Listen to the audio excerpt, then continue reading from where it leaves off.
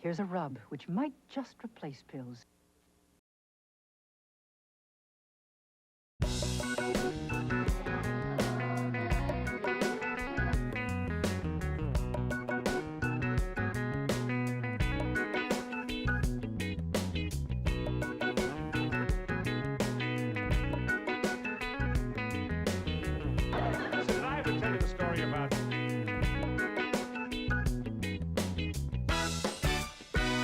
Certain knowledge.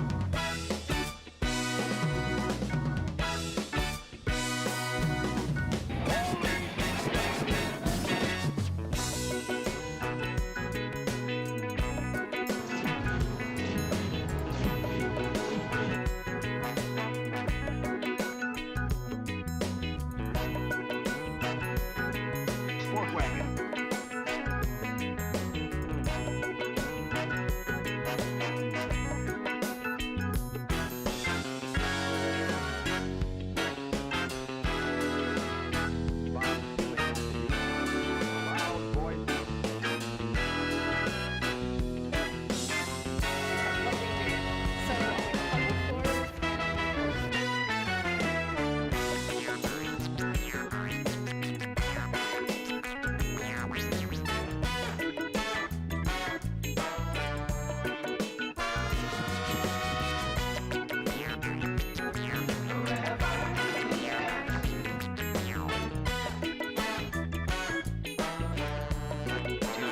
Special 3-hour world premiere.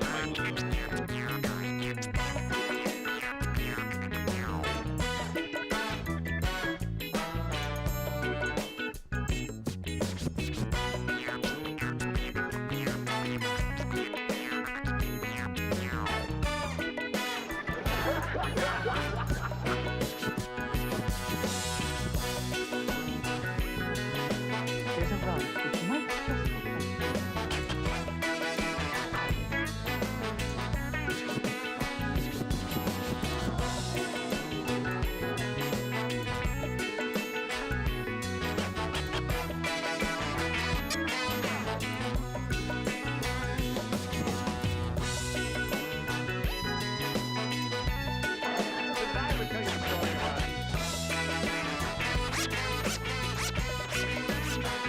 You have certain knowledge.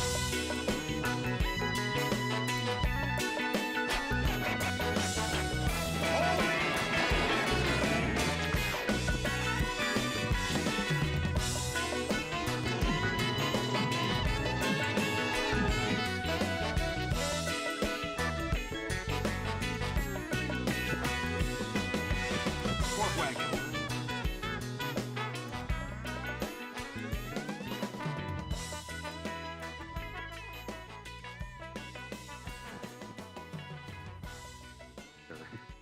Bob's two main attributes, a loud voice.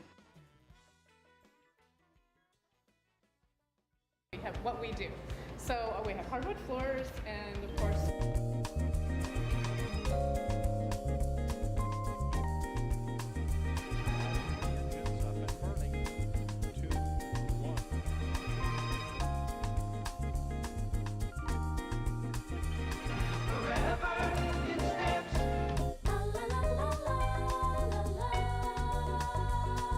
Tuesday, a special 3-hour world premiere.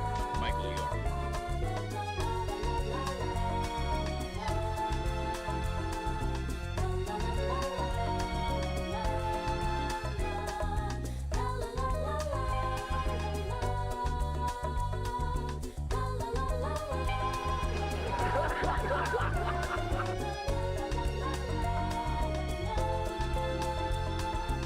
Here's a rub, which might just replace pills.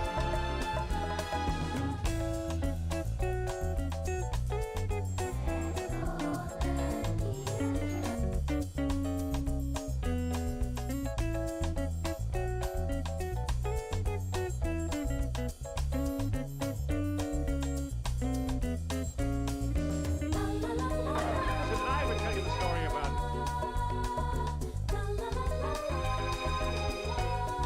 You have certain knowledge.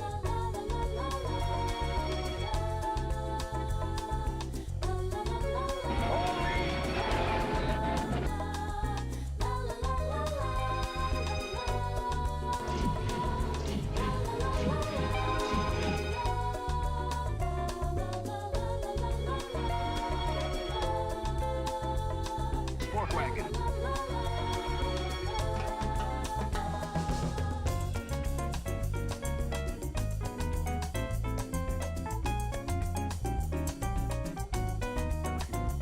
Bob's two main attributes, a loud voice. We have what we do. So we have hardwood floors and of course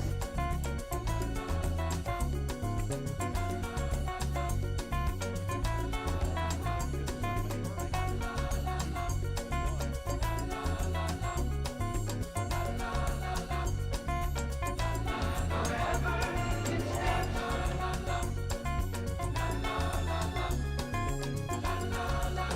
a special 3-hour world premiere. Michael York.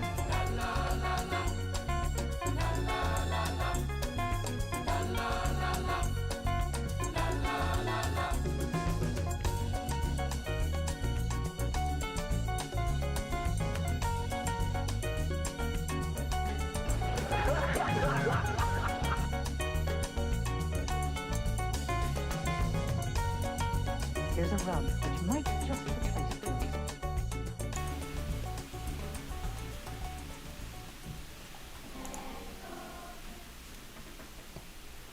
Hello, and welcome back. Today on Just Drawin,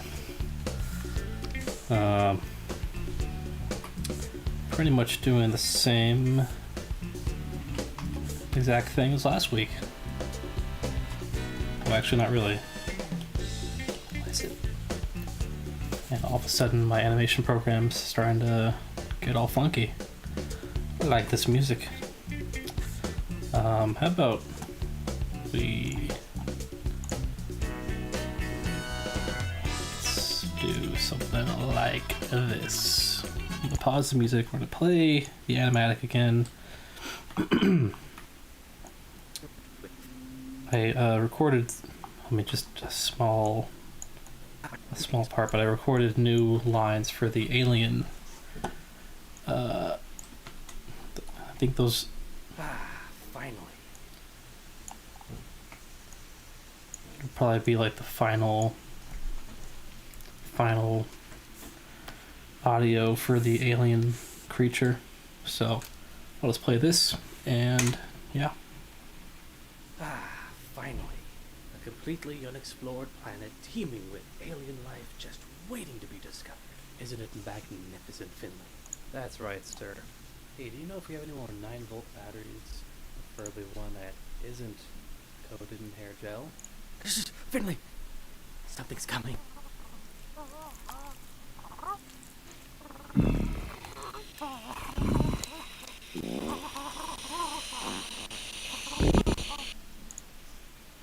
You saw that too, right, Finley?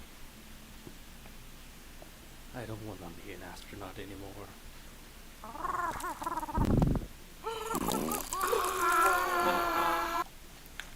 Ba-da-bop. All right.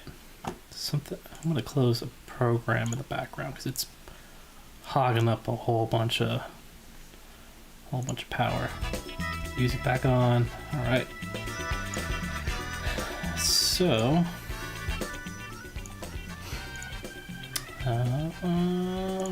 Okay. So yeah. Today might be a bit different. I might have a little surprise halfway through this stream or something like that, but we'll see. Kind of play it by ear. So I think I'm really just gonna work on the alien.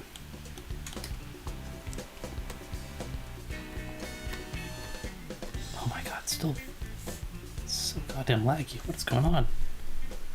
I might have to restart this program actually. Let's do that. 1 second.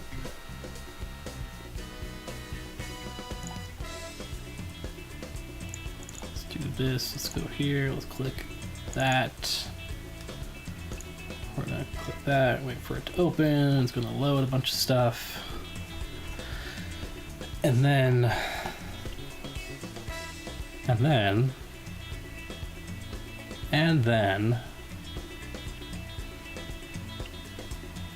And then... And suddenly... Okay. Is this working now? Yeah, there we go. Okay. So I'll play this, I've been working on the alien animation a bunch. Just trying to fill in as many as of the in-betweens. And I'm still a bit unsure of that final pose there. And I really should have imported the audio too. Can I do that real quick? I am just so prepared.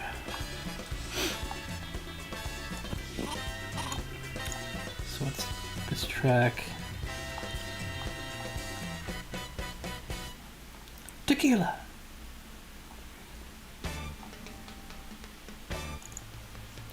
Okay, oh my god, these file names.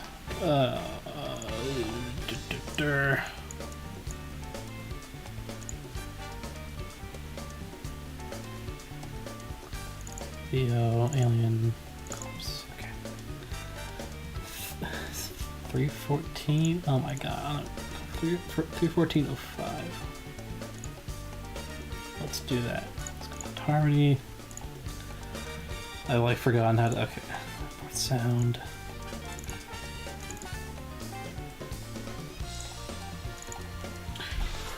Oh, that one. Now, for some reason, like moving the audio around in Harmony is a fucking pain in the ass. I don't know why. I can Flash, which is a piece of crap garbage program. You just move it around willy-nilly, but here it's like it opens a whole new window. So what the hell are we doing here? You like sync it up with it's so convoluted. We got Remy here. We got Remy. How's it going, Remy? How's my mic volume and all that stuff? Because I might have screwed something up. You never know. Okay, this needs to go. Oh, Jesus Christ. 240. Let's do that.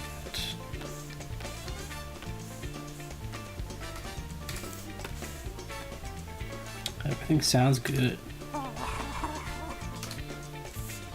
Did you see, Remy, the, well, I guess you've seen the animatic already. It's like slightly updated. I recorded some new alien grumbly noises, so it doesn't really matter. So I think we're good. But, show you this part. I've been animating the little alien guy. He slides out.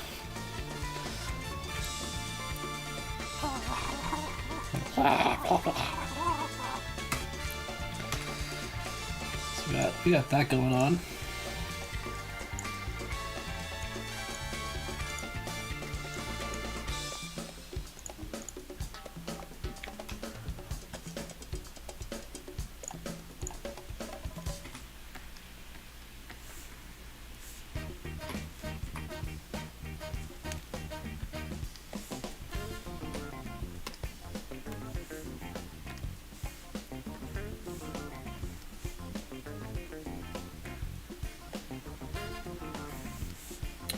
All right.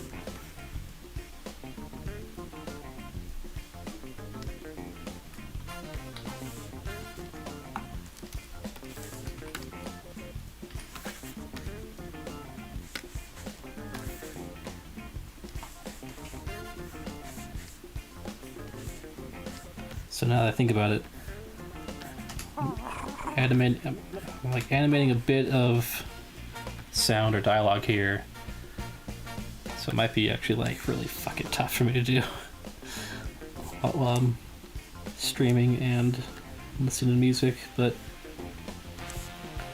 I think my main goal is to time it with the alien kind of goes like laughing. If I time it with each one of those, that's all I need to do really. Because this alien has no mouth, no nose or face. I don't know what the fuck this thing is.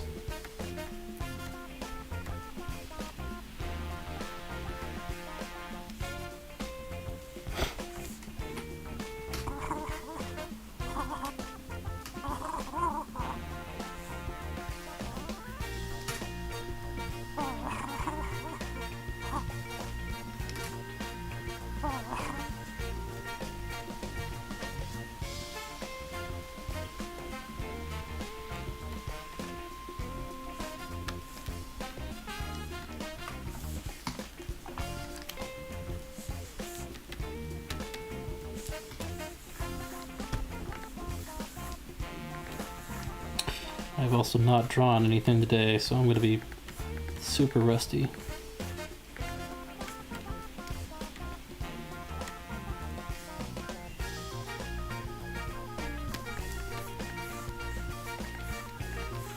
It's just going to look like shit.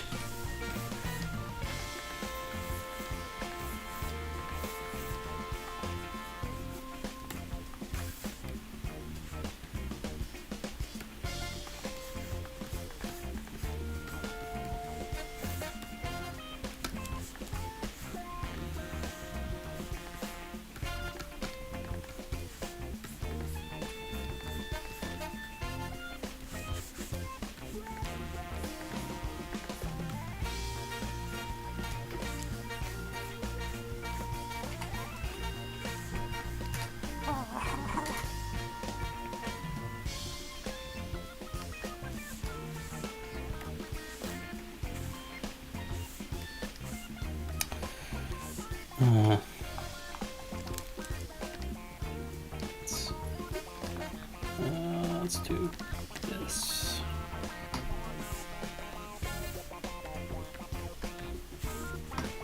I think it's depending on how much I get done, might do a little bit of a video game side thing. What the fuck am I talking about? Some kind of, I don't know, a little bit of a video game detour.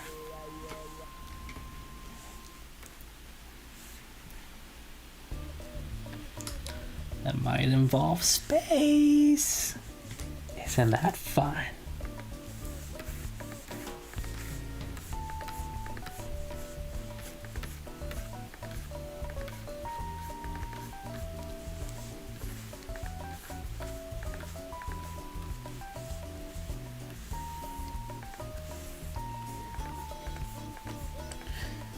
Let's see, I should probably continue to talk so it's not just complete like dead air.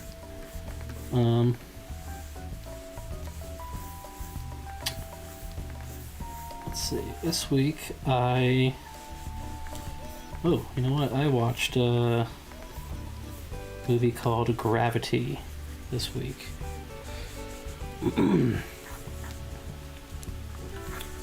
And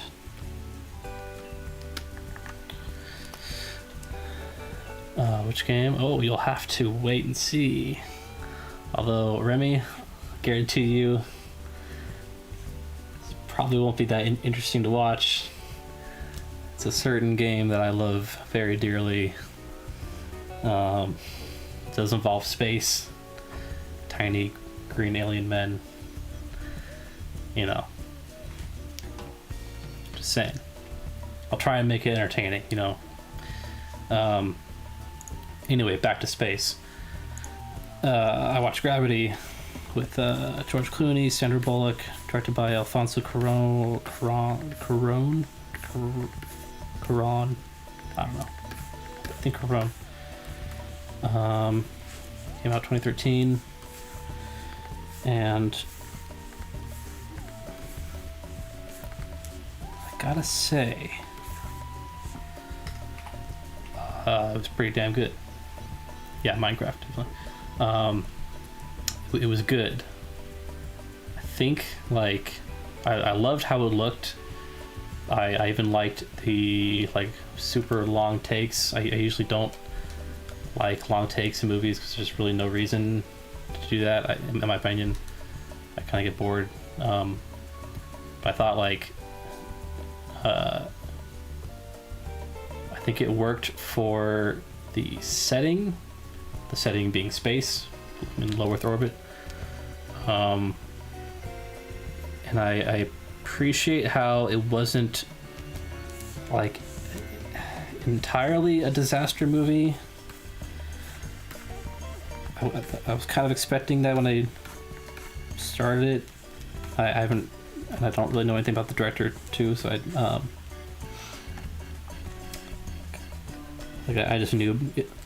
I've always known it as like the movie where astronauts get like messed up by space debris.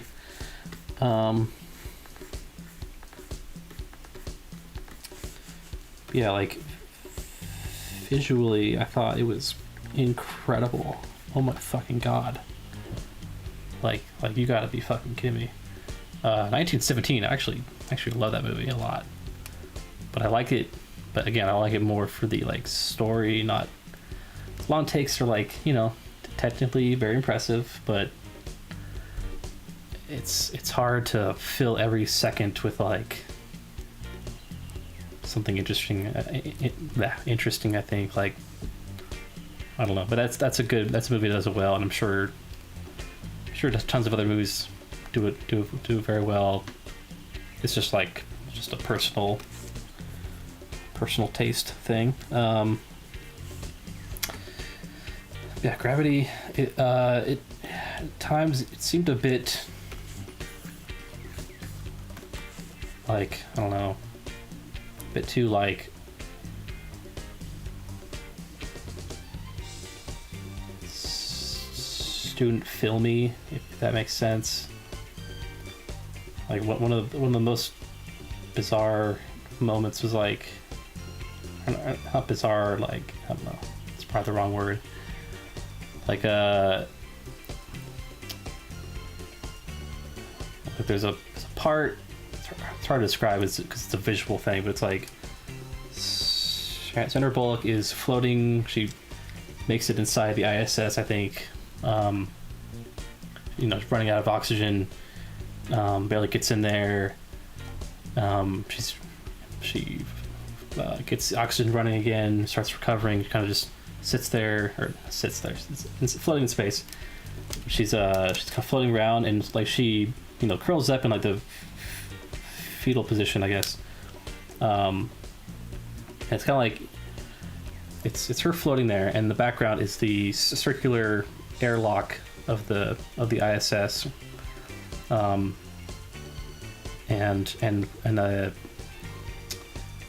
like a tube or something just kind of floating around, and it, you know, her pose symbolizes like, oh, it looks like a, you know, like a fetus in the womb or something. It's, everything's very circular, but it like holds on that shot for like what feels like a solid minute or something.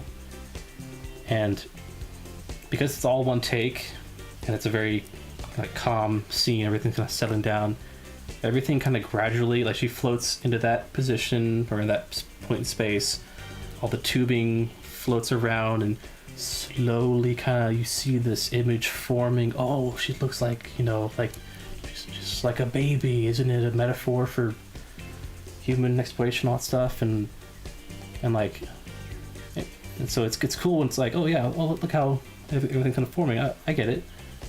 And then it holds on that for 10 seconds, 15 seconds, 20 seconds, and I'm just sitting there like, yeah, I know, I get it, we can move on now. It just felt like, yeah, you don't just really laying it out for like the average viewer. I don't know, like it seemed a bit forced.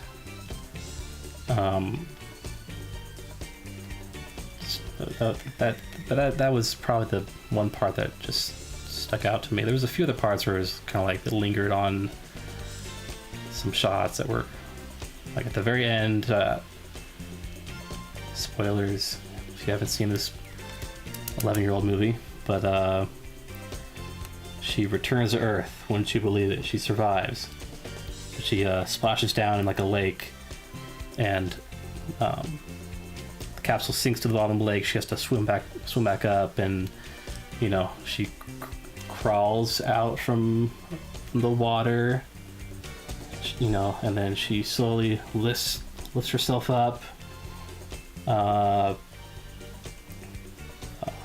her feet, something like that, and then she finally stands up, and it's like, yeah, because it's like she's evolving from, you know, and like that's fine, but it's like, because it's all one fucking take, it just, everything is just so like, I don't know, but as for the characters, like they're pretty cool. Like she seemed like, I don't know, it's always tough with any kind of astronaut movies or any kind of like any movie where you have someone who's like almost a robot in real life, who is almost like a robot, or someone who's just, who will do that job perfectly. You know, it's hard to tell, like, would an astronaut really be freaking out that much if something went wrong? Like they go through so much training. They're the kind of people who just like nothing phases them, I guess. Like, but it wouldn't be interesting to watch someone who's just emotionless and robotic and just press this button and I press this button and I eject and I go here, and then, you know, I don't know. But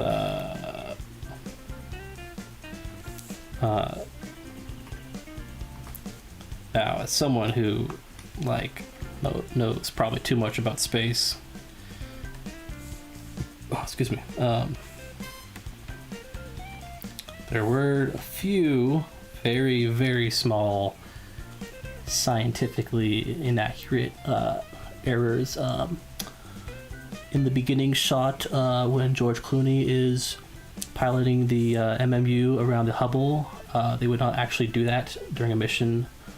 You do not want to risk the MMU malfunctioning and flying into the Hubble, damaging it. Exactly like the green dudes in KSP. Then there's a part where they get, so George Clooney saves Sandra Bullock. When she's spinning out of control, he jetpacks over after all the shit hits the fan. He jetpacks over and ties a rope around her and they fly over to the ISS, which happens to be like fucking right next door, but whatever, you know. The Hubble, I don't believe the Hubble and the ISS share the same like orbital, share the same orbit. I'm pretty sure they're at least 100 miles away from each other. 100 kilometers, 140 kilometers, I think. I don't know. But whatever, we'll look past that. But they make it to the ISS, and one of the parachutes is deployed accidentally or whatever on the ISS, on one of the escape pods, and the wires are tangled up everywhere. So she gets caught in one. Her leg is wrapped around in a in the wires, but she's still attached to George Clooney, who, you know, her getting caught messes up his trajectory, and then they get caught. But it's like, then they have a scene where she's holding on, her leg is caught, and she's like holding him, you know, like, don't let go, I'll pull you back, that kind of thing. But we're in space. There would be no, he's not gonna fall. They've canceled out any like velocity or momentum because they're snagged on the fucking parachute cable or whatever. But they have the scene where, you know, George Clooney, like, it's okay, you'll make it on your own, I believe in you, blah blah blah, and he unhooks the cable from him, and he drifts off and flies away, or drifts away or whatever, and, you know, dies, I guess. But that scene, I don't know. I don't know if the physics are right. I looked into it because I'm a fucking nerd, and I guess it does make sense, I think, but I don't know. It's like kind of plausible that, you know, yeah, if you got hooked, if your leg was hooked on to the wire and you're trying to pull someone else, then you wouldn't have enough leverage to pull them in or whatever. I don't know. So not I'm still confused by that whole thing, but I guess you need to have the lead confident commander guy, you know. He's done all he can do to train the rookie or whatever, and so he must go and die and sacrifice himself.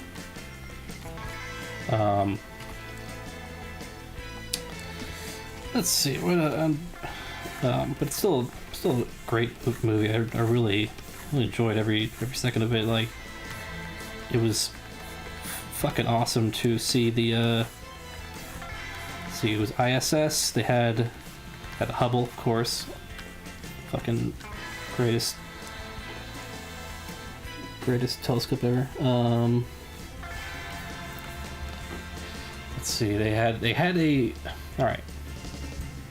In the beginning, the whole plot is like the astronauts were repairing the Hubble when they rode a space shuttle, not one of these space shuttles. But the name of the shuttle on the side was called the Explorer.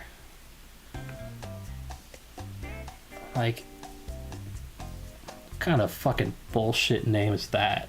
Are you for real? Explorer?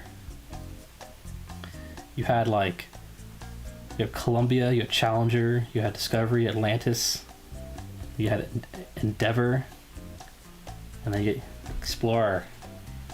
What does it do? Oh, it explores stuff. Dude, come on, that's a missed opportunity for like a awesome fake shuttle name. You name it anything you want, because you're not naming it one of the real shuttles for whatever reason. Oh, I definitely explored getting ripped to shreds by space debris.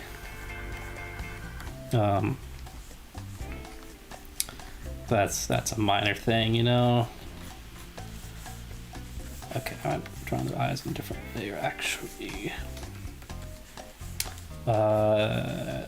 We saw the Tiangong station. That's the Chinese space station.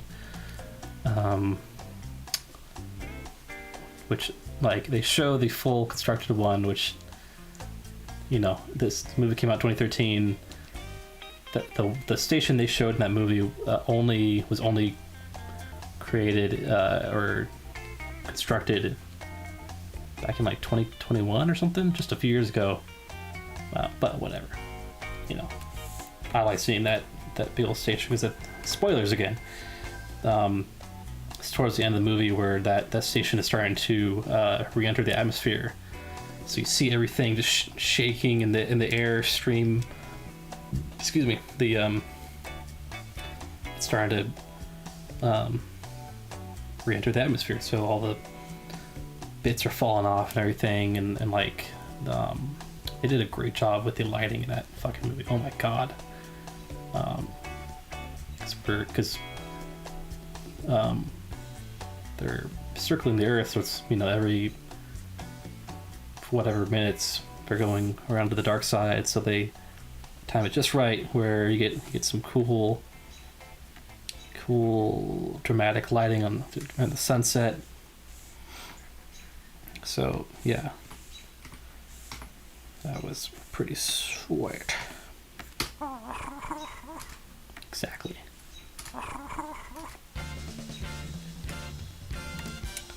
Okay, what if I copy?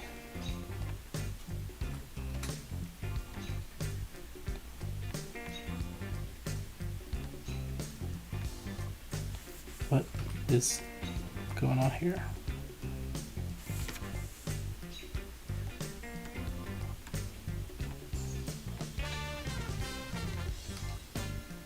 Did I just like draw, dude?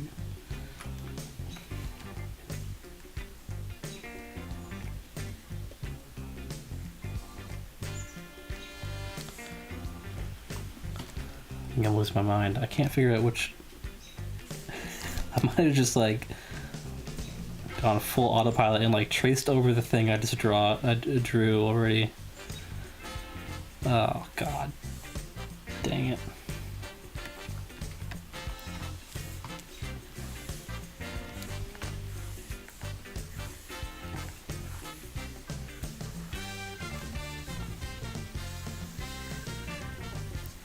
There's also another scene very early on in Gravity where, because it was a huge, like, you know, 3D feature movie, everything is 3D and it's not crazy, and you can charge $20 for a ticket at the movies. They have one very obvious scene where it's like in 3D, or she's like unscrewing a bolt on the Hubble little drill right there, and like, you know, unscrews and the bolt kind of floats away right towards the camera, and so George Clooney happens to be right there talking. He's like, you know, oh, whoa, you know, grabs the bolt right in front of the camera. Like, yeah, always got to have one of those scenes in a 3D movie.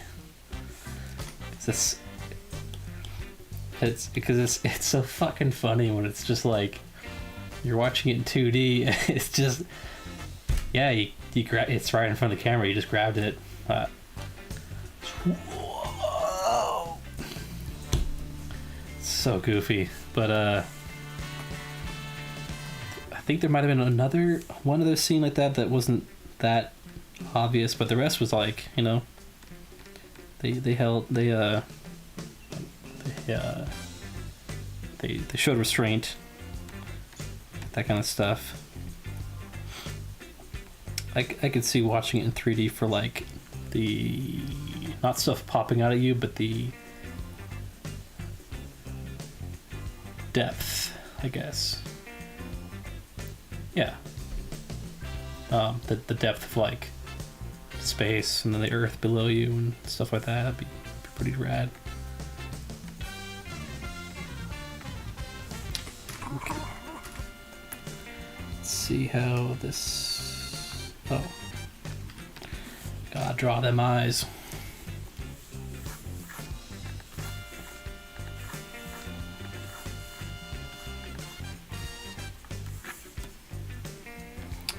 Like after I watch the movie, I usually, you know, read about movie and the development and stuff like that, and then the reception. It got like fucking incredible reviews, like both critically and audience moneyly, I guess.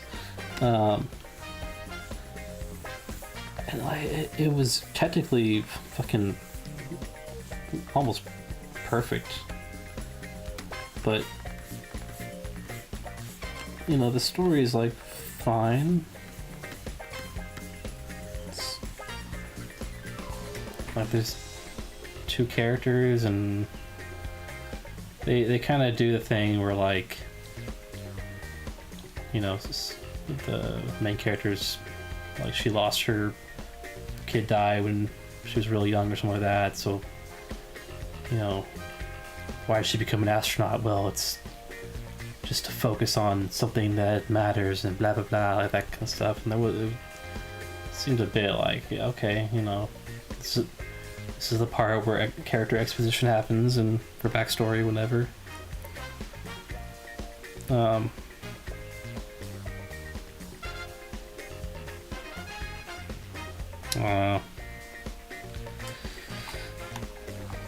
I guess if you don't care about story, then it's a fantastic movie, but it could have been much worse, to be honest. Like, it could have been like a fucking, what's the fucking Independence Day director, all those disaster movies. Oh my god, what is his name?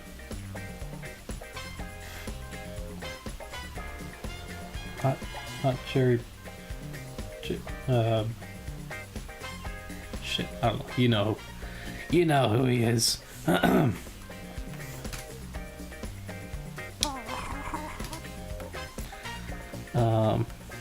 could have been, you know, any. Let's just say Michael Bay. Who gives a shit? Any kind of Michael Bay movie where the character development is fucking non-existent.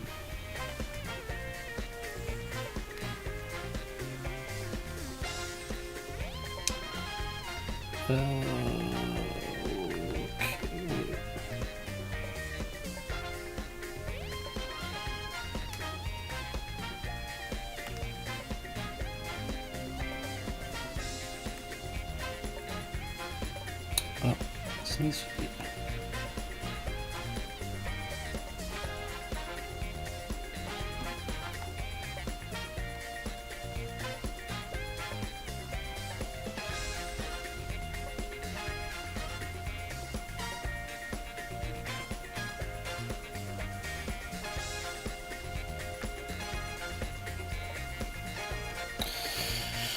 Oh, then let's see. Yesterday I watched a pretty bizarre French animated film called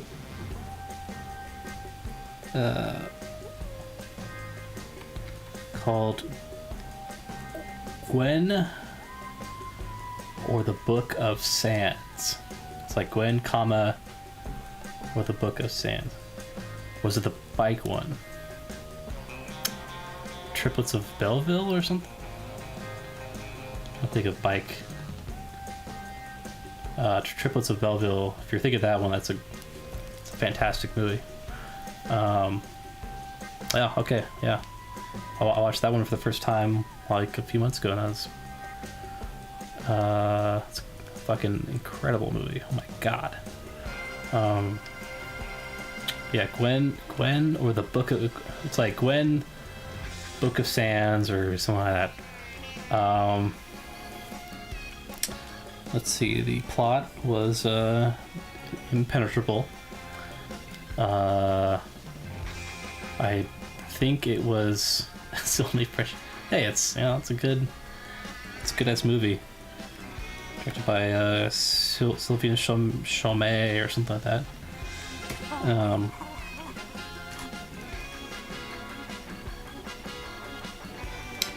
Yeah, this movie was directed by Jesus, Jean-Luc Gaspard Biflet, French name. Jean-Luc French name.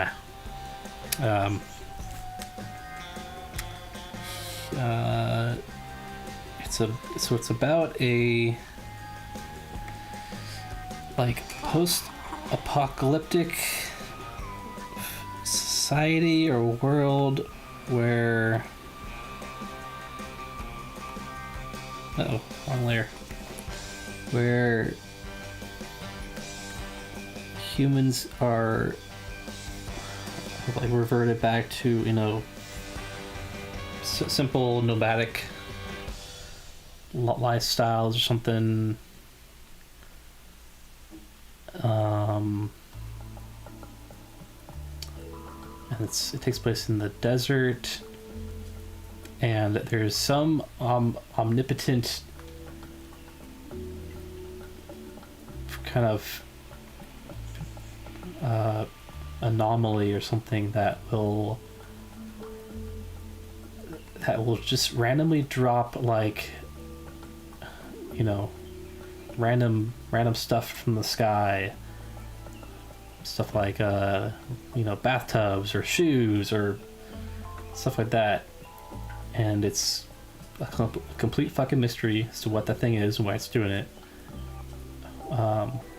which is part of the plot. And then we have main character Gwen, who's like a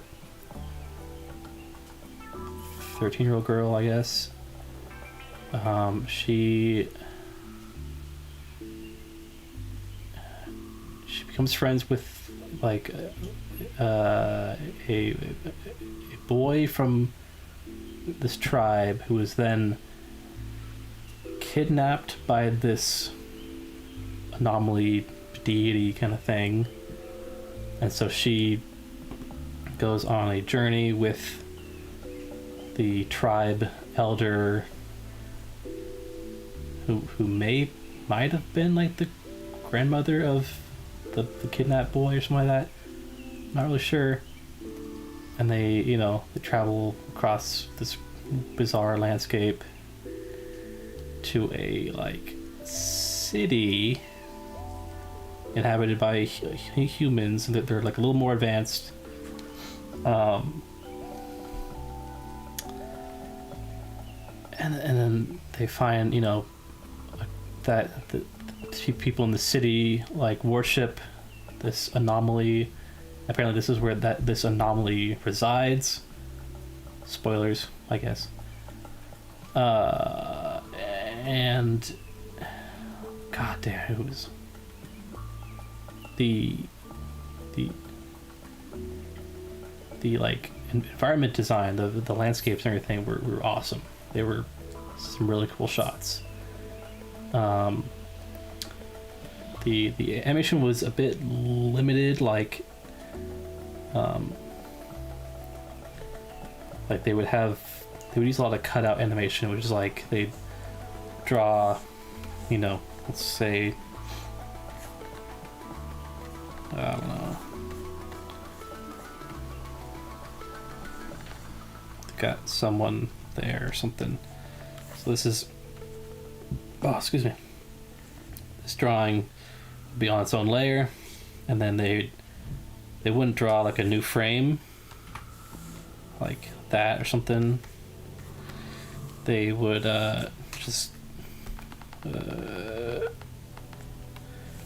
just like take that piece of paper and then move it to the next frame.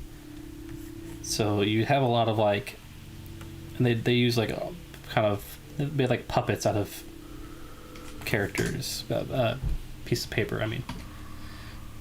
So the animation's, you know, limited. Kind of characters that just kind of move a little more robotically or less dynamically, I guess. But I don't know. It wasn't too action packed either way. So like, you don't need a lot of like crazy animated shots. Yeah, it was kind of like, it's a lot more chill.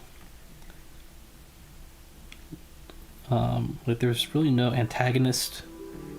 It's more about the mystery of this setting and all that stuff. it was interesting. It's one of those movies that I gotta rewatch.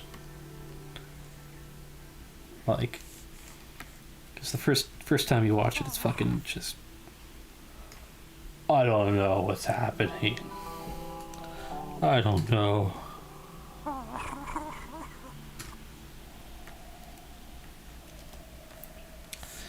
Alright. I have to focus. Don't talk to me.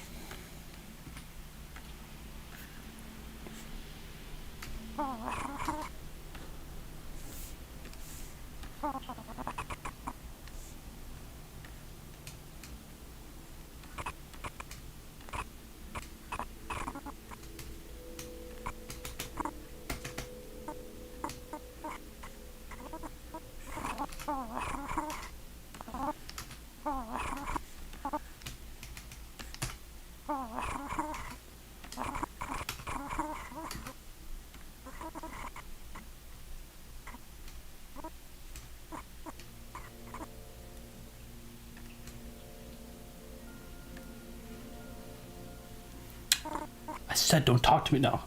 It was called Gwen or the Book of Sands. There's like a comma. I'll just type it out.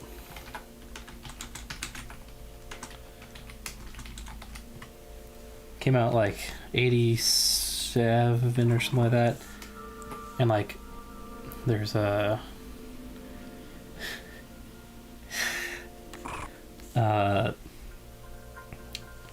it's never been released on like home media or video or whatever, like probably never will. It's pretty fucking obscure. I don't even know how I found it. I think it's on the Internet Archive. Someone uploaded there, and I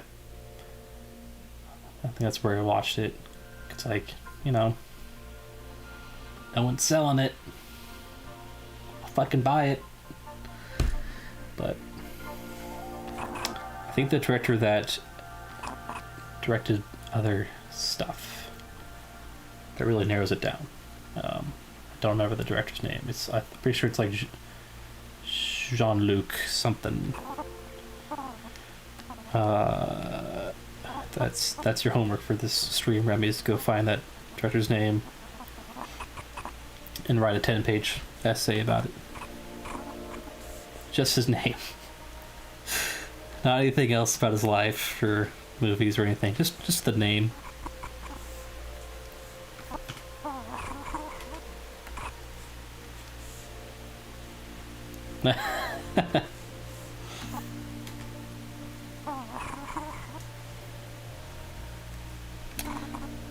I'm afraid to ask, but how are we doing with those essays? Are you done with them? You're saying you're done with essays, but are you actually done with essays? Because how's that? Was it a 10-page one you had to do?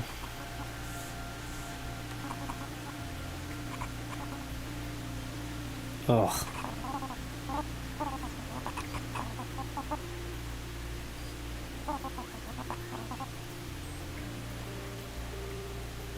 Ooh.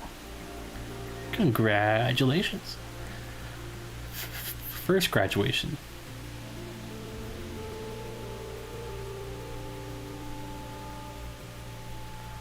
Okay. Well, hey. It's fucking awesome, dude. Holy shit. Man. That's gotta be fucking awesome feeling.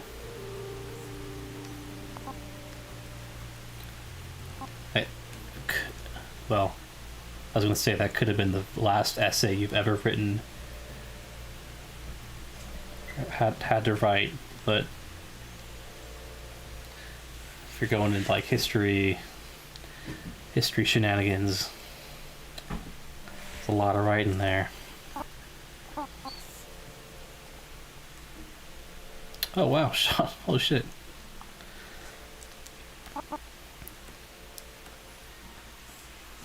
Did you ask him about his role in forgot the movie.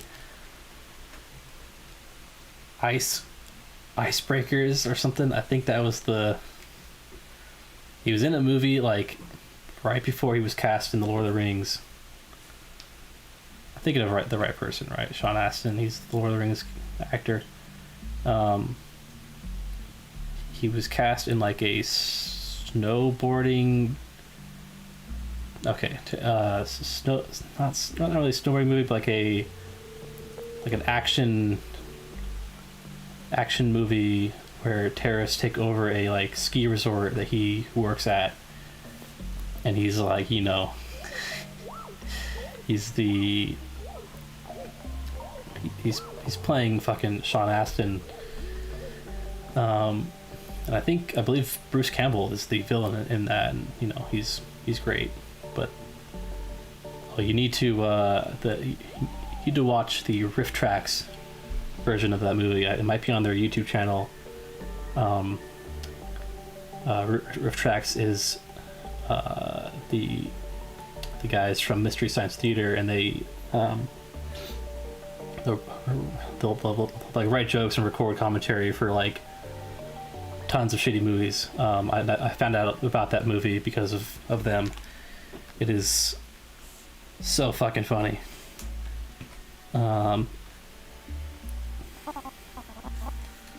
Otherwise, it's probably unwatchable. Well, might be a bit too harsh. It's a very like generic movie without the commentary, but you know. But yeah, apparently he was cast in that one. What's it called? I think it's called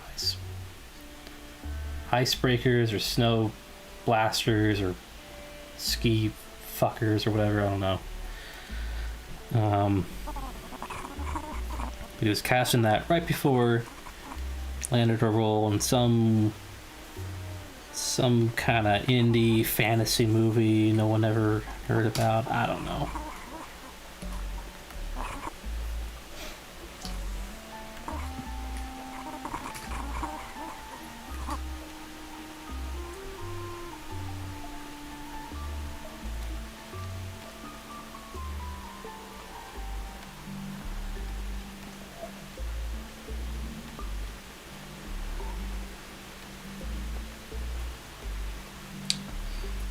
Let's see here.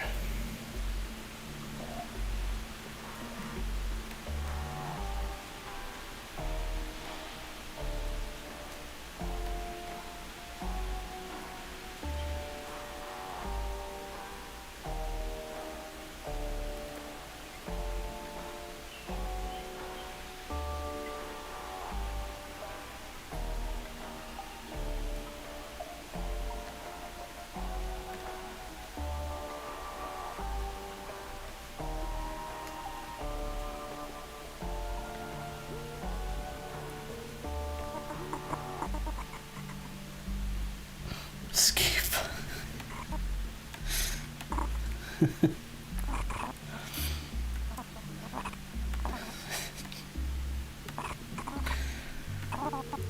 Yeah, I watched Ski Fuckers the other day. Movie rocks.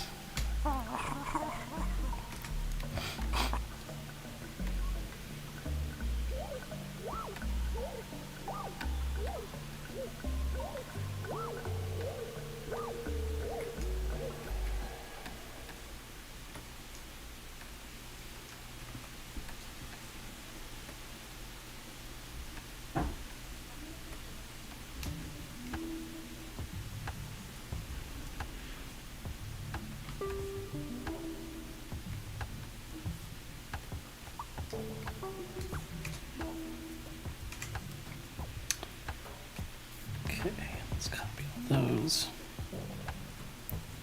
Paste them right, yeah. Oh, yeah.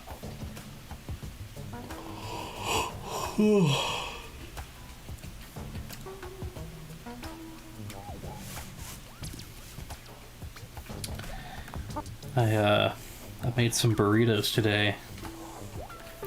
Not just any burritos. I made California burritos, which is carne asada, French fries, and like cheese and pico de gallo, I guess. It's my first time making carne asada, think it turned out okay.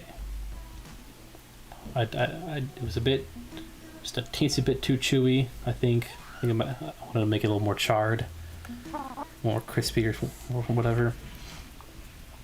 One thing I'm still have no clue how the pros do it. It's like making tortillas like, I don't know, flaky and not just I don't know, make them different from the way they come in the package, I guess. Because I've read so many different ways. Oh, you just kind of fry it on the pan for 2 minutes, or you microwave it under a towel for 3 nanoseconds, or you throw it on the roof and curse at it for a day or whatever. Like, I don't. It's just too much. It's too much for my small animator brain to handle. It's the same as the art.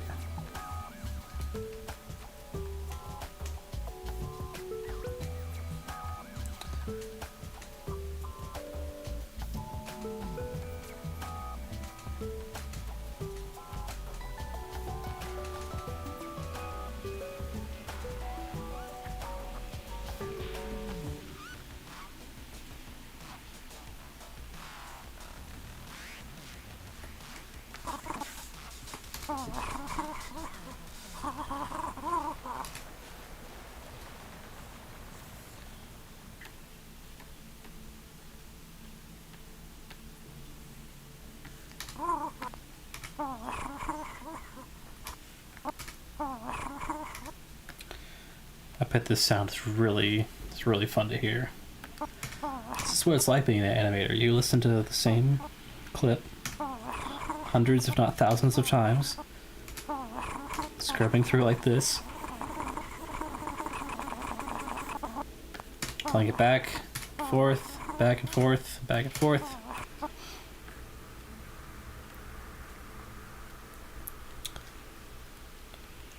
This line is just random alien garbage nonsense.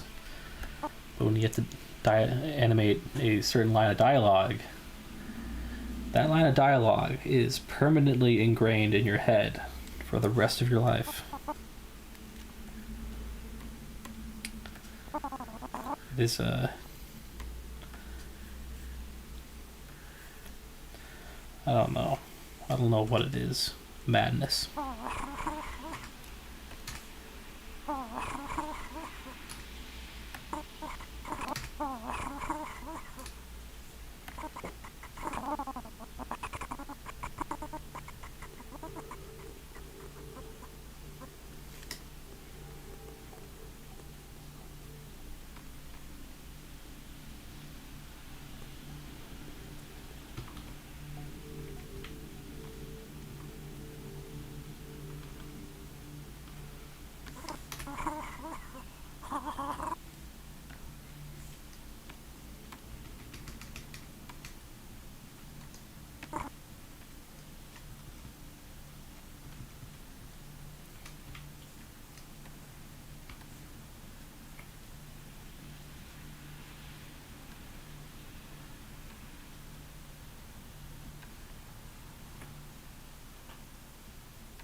Shit.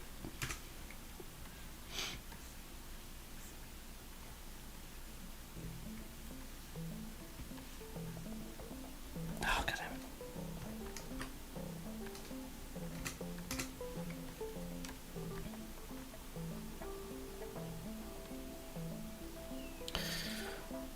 Oh, I saw on Instagram, Remy went to, well, I don't want to, this is a public venue.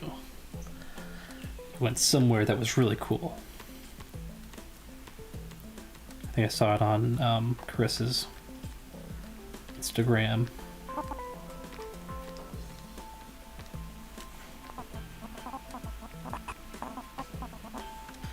That's all I wanted to say. It's very cool.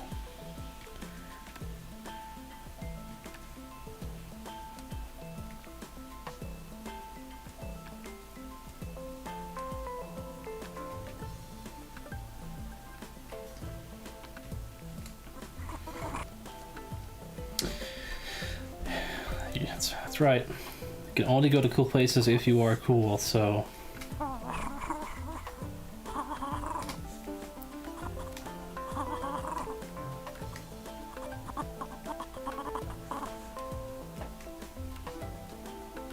That's the rules.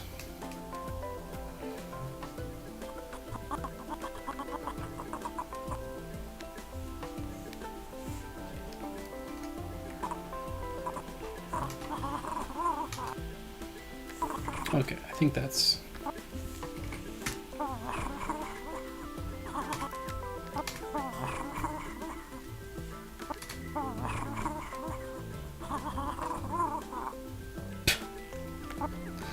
So fucking dumb. Jesus Christ.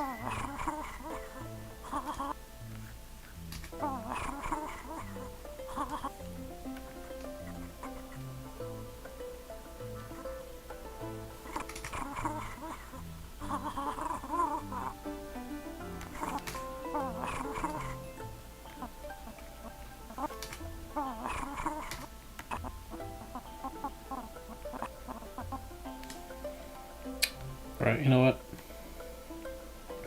Draw this one last frame, and it's surprise time.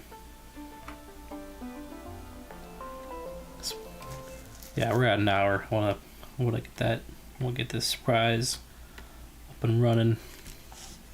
In fact, I'll get that surprise going into the background. Don't tell no one, because it's a surprise.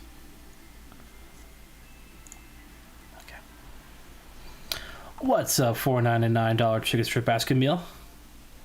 Yeah, got that right. You're just in time for the surprise, which will be happening in just a few moments. A surprise I think you will like very much, because it may or may not involve space.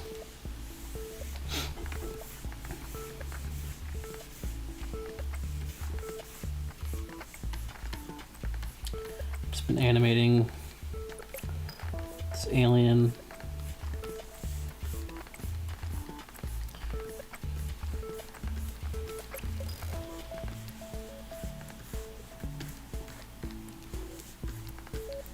As you do, you know.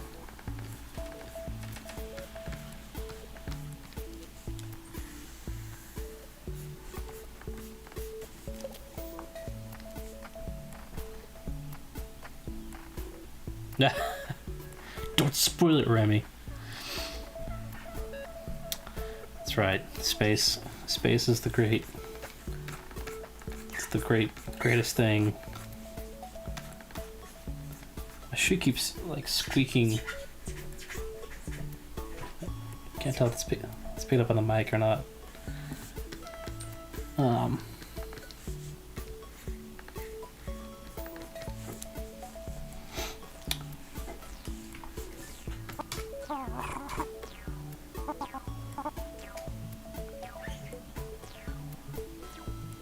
Okay, actually, it might be 2 more frames.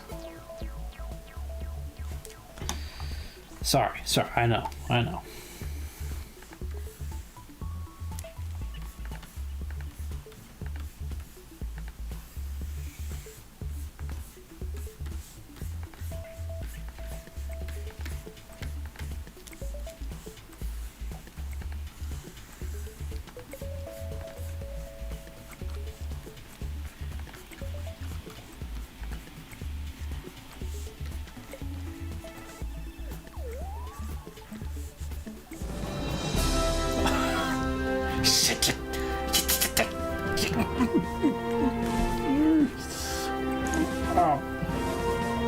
Oh yeah, oh man, something glitched out here. I don't know what's happening. It's weird. I don't know what that was all about.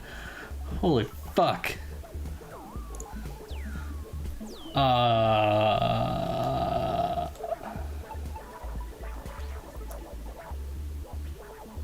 Moving on. Yeah, that surprise, guys are gonna be real surprised when you see it. You won't believe it.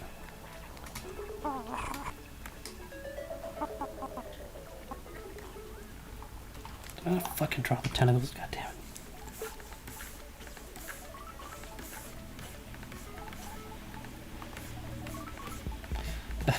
It's so fucking loud, holy shit.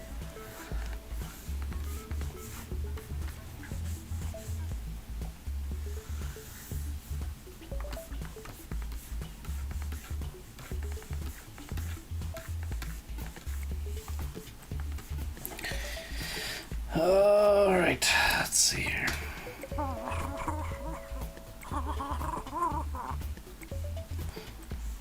Can we play the full thing in full? The full thing in full.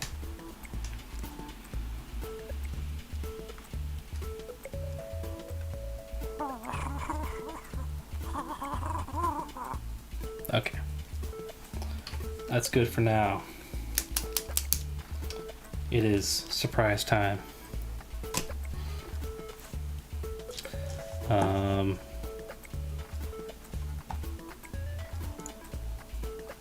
Okay, gotta think about how I'm gonna do this.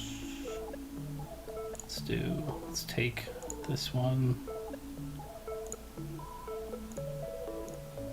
Okay. You guys ready in the chat? It's surprise time? I can't hear you. You're gonna shit your pants.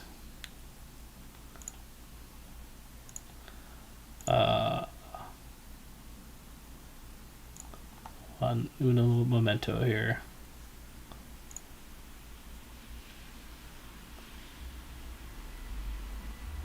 Let's do this.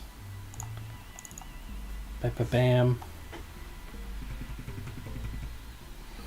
Drum roll.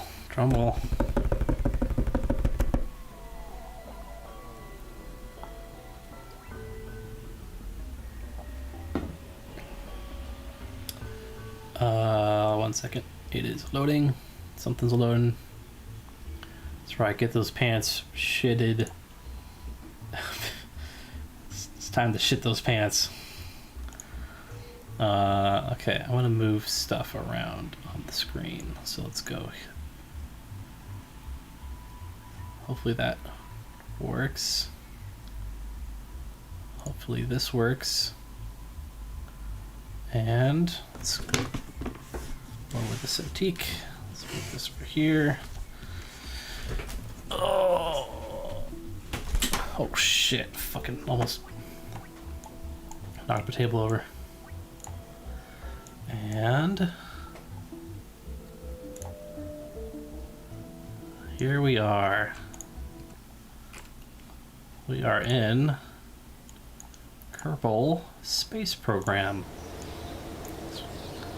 It's a bit noisy. So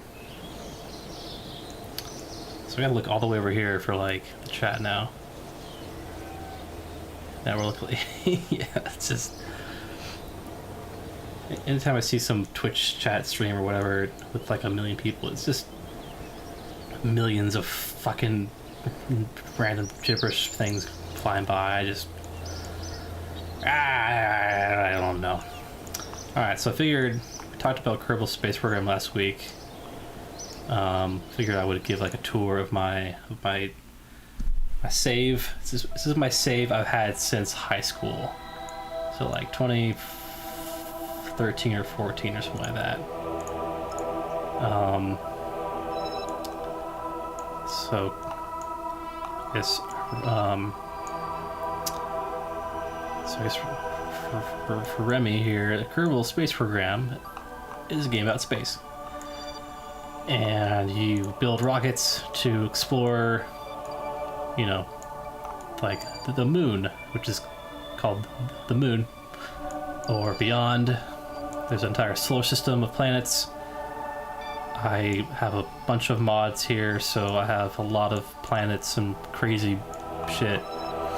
But, okay. it is a very, very hard game, because it is maybe as close to a one-to-one like rocket science simulator as you can get with any kind of video game. I'm sure there's more advanced ones, but this one is, it's using real physics and stuff, and the only reason I even know how to do anything in this game is just because I'm a fucking space nerd already. So I don't know.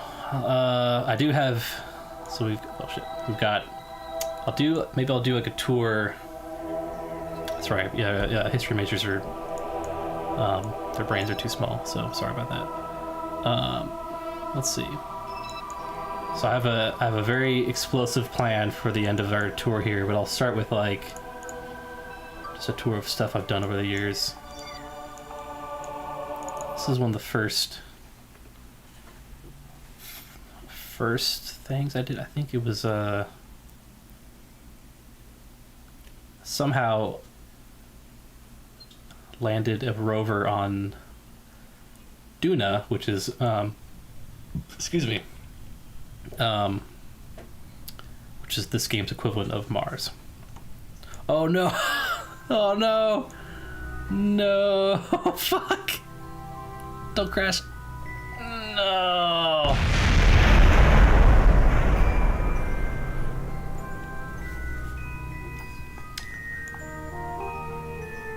Alright. That's a good start. Can I fucking reload that?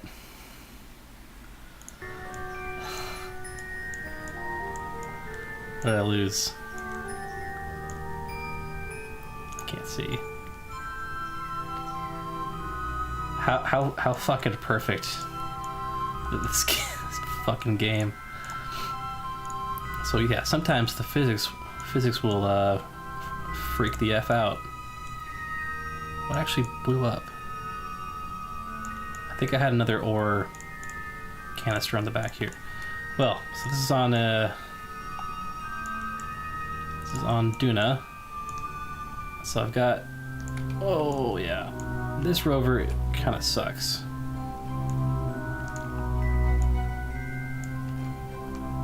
As you can see, it's stuck on some rocks here.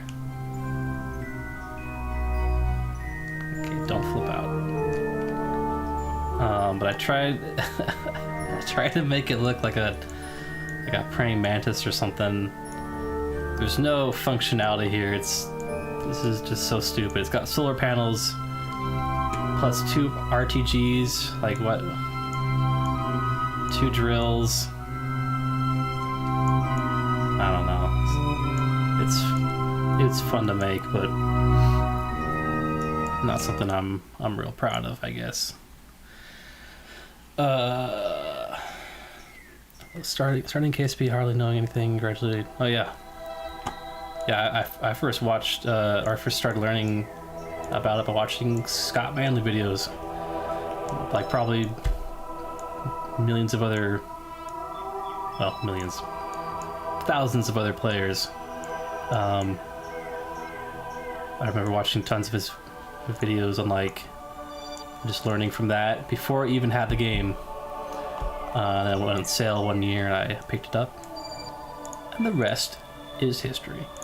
Alright, we got I don't know, we got like a probe, or orbiting thing, got another praying mantis rover, whatever, you know.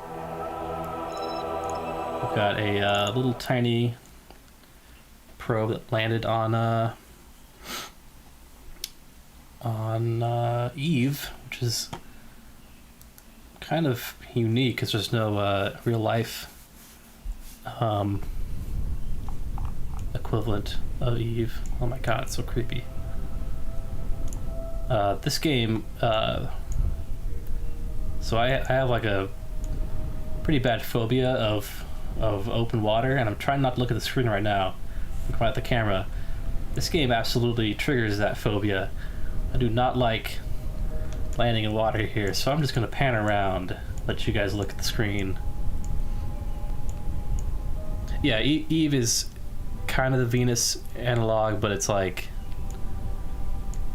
I don't know. It's actually, yeah, I guess it's pretty. It's like the super high pressure. Eve isn't really like volcanic, though, right? The temperatures aren't crazy.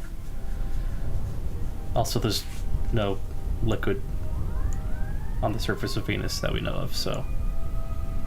And it's purple and green. So, okay, out of here. I don't like looking at this. Ah. It's not history, it's space. Oh, we started with Matt Lone. Yeah, I think I've watched a few of his videos. He might be too new of a space or Kerbal space for. I don't really watch a lot of Kerbal Space Program videos anymore. I mostly just watch real space stuff, which Scott Manley has. He kind of stopped doing KSP videos and does space videos now, which is awesome. Makes a new fucking video every like couple days and just so much space stuff. It's crazy. What else we got here? We've got another rover on the moon. Okay, he does a. I'm assuming that's like a real space thing, space related news. This thing. Yeah, I watch Scott Manley, NASA Spaceflight. They're pretty good. They're like they do launch coverage and stuff like that. They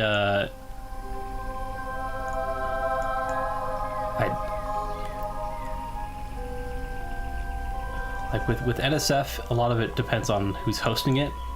So I do have my favorite hosts. Some of them have left the company, which is what the fuck? How dare they? They're my friends, but they don't know it. Okay. So we got this thing here. I recently. There were some Kerbals driving this thing around, and they have gone back to Kerbin safe and sound, so that rhymed. So we've got this science area here. Lights have fallen over. Also, there's no one driving this thing. It's all robotically controlled. We're at the very scenic area right here on the moon. It's on the edge of some giant crater. I'll turn down the audio just a skoosh. Oh, excuse me. Pretty awesome moon base on my sandbox file. Yeah, great. Yeah, nice. Yeah, all this stuff is on sandbox mode. I don't really have the patience. What is that flashing thing? Holy shit. Oh, it's a flag. It's just glitching out.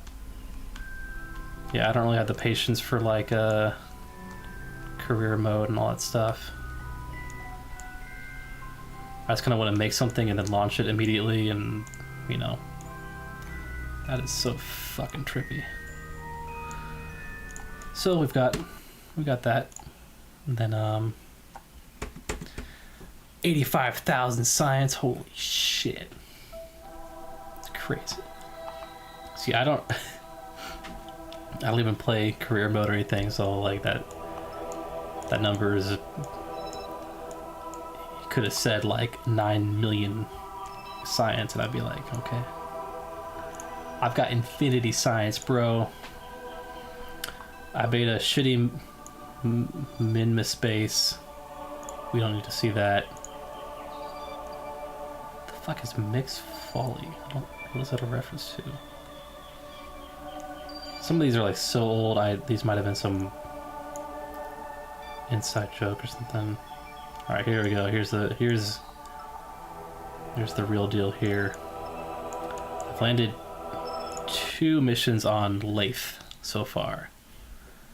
Lathe is it's kind of an Earth-like planet, but it's a moon of Jool, which is like Jupiter's like a Jupiter equivalent. The Lathe is almost entirely covered in water, and it's very skeezy. So first I landed this little probe. Whoa. Glitching out. Okay. Oh, that's awesome. Look at that. Zoom in. Which mood is that? It's not Val, is it? See, this is why I love this fucking game. It's like that's all the planets are in exactly where they are in the sky, where they should be, I guess. You get cool parts like this where you just happen to see something like that. Man. Okay, that's Tylo. I've not been to Tylo. Man, that's awesome. Got the sun there. Now, sometimes fast forward. Might be able to see Jewel. Fast forwarding.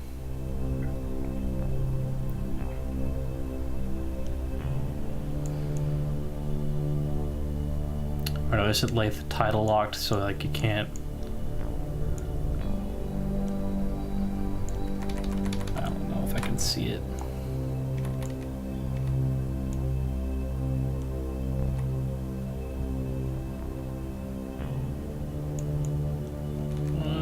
Maybe here. Whoa. I think we're too low on the horizon. Oh well. So that's fun. Got a landing spot on Lathe where Jewel is right above. Oh, nice. Since Lathe is tidally locked, it's totally tidally locked. It stays there. Yeah, I think that's pretty rad. I got another moon or Lathe thingy.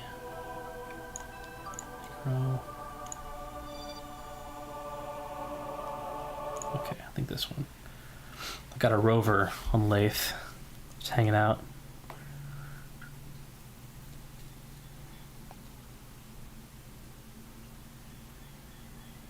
Loading.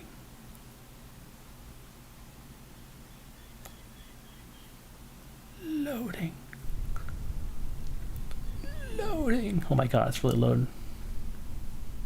There we go. Oh, this isn't it, but this is the lander that landed my my rover from the bottom there. Just kind of dropped it off. And then I had enough fuel, so I flew it around a little bit more and then landed it here. It's just hanging out. I don't even know if it has power. Oh yeah.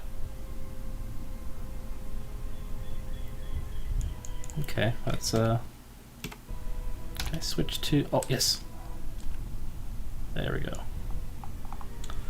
I've got this teeny tiny little rover. But it's so quick.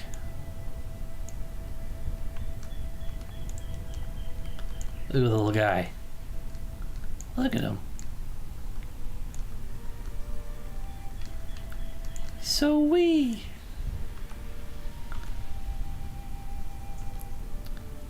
Just a baby little rover.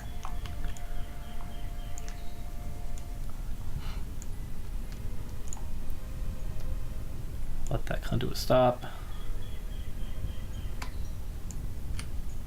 Perfect. Okay, go back here. Let's see, what else do I have? I got a few rovers on Duna.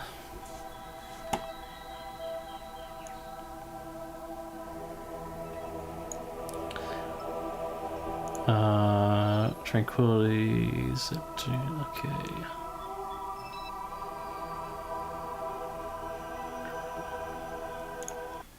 Let's check out the Tranquility rover.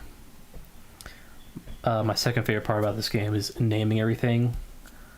Sometimes I try and like really think about what would be the best name for it. Sometimes I just fucking give up. You can probably tell which ones I just didn't give a shit about. I was like the same design. That's, you know, it's whatever.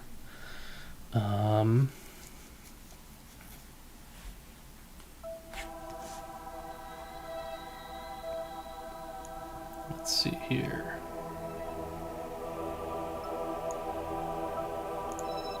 This one's pretty funny. So I tried doing a like sample recovery mission to the moon, but it didn't really go as planned.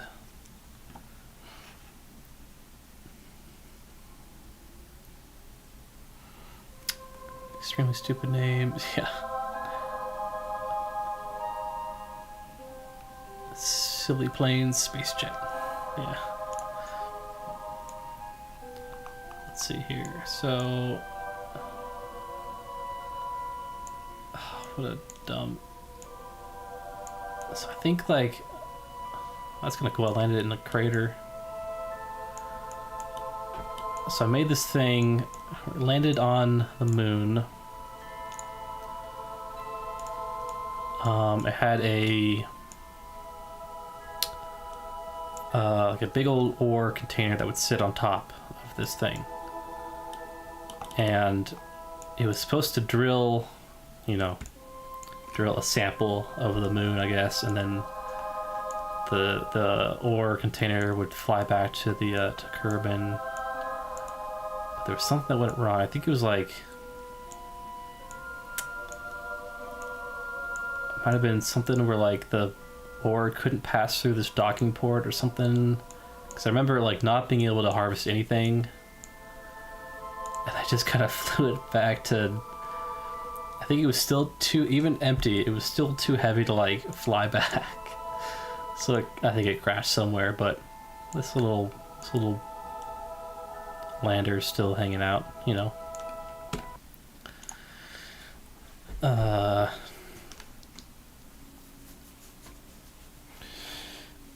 Yeah. Is this entertaining, Remy? Because I know $4.99 chicken strip basket meal is loving this. But for someone who's not particularly interested in space, I can't imagine how riveting this would be. Let's look at the Serendipity rover. Actually, I think this is the same exact rover, but it's on the South Pole of Duna. Pretty crazy. All right, good. I'm glad it's. If you're having fun, I'm having fun. So this area is really cool.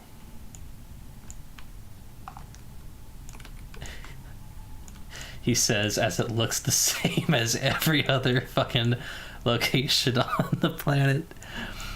But see, the sun is, you know, it never sets on the South Pole here, so it's a bit more bluish than the rest of the planet.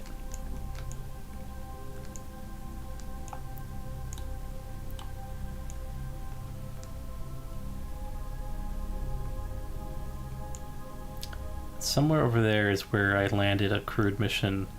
So these two rovers I showed you on Duna, the ones that look like this, were landed alongside a crewed mission I did, or missions. So far there's been two missions, and they've both been successful. They've made it back in one piece. Very happy. I do not like losing Kerbals. In fact, I don't think I've ever lost a Kerbal yet. I'm sure I will. But I try and do as much uncrewed robotic missions as possible and really test out like crewed missions. You know, like real life. You don't want to kill your astronauts. Look at that. Look at that fucking view.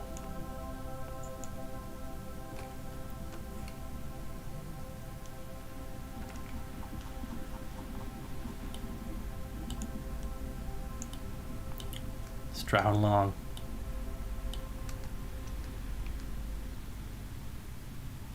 I really hope we don't go off the cliff.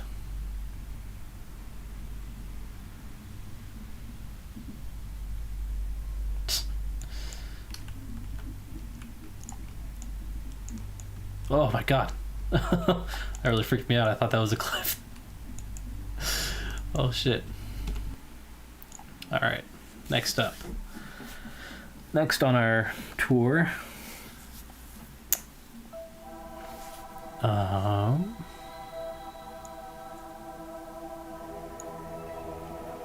We have the Seeker probes, which are kind of like the Voyager equivalents I made. So I did a flyby of Sarnus. I thought you, someone mentioned.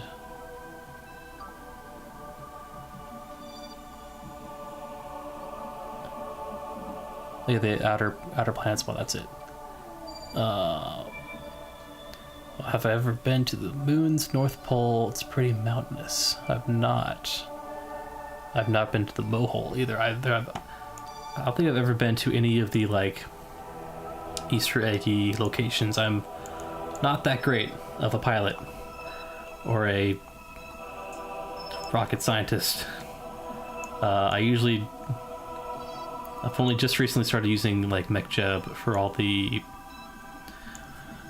orbital planning and maneuvering and blah blah blah, because my brain does not work that way. I really like building all the ships and the probes and the robots and everything, and the robots. But when it comes to like planning like trajectories and like all that stuff, my brain kind of turns off. This is a pretty simple little telescope used to track asteroids near Kerbin. Outer planet, yeah, I got outer planets. I have another like. Got all these fucking planets. I got some other small. I think it's called like small planet mod or something like that. Oh wait, I can just check. 1 second. Yeah, I'll read out a list of stuff I have. Okay, Astronomer's Visual Pack, Better Time Warp, Chatterer, Click-Through Blocker, I don't really know what that does, Community Category, Resource Pack, Tech Tree, you know, some Distant Object Enhancement, Environmental Visual Enhancements, free IVA, which is really cool. You can go first person and go through your ship. That's really awesome.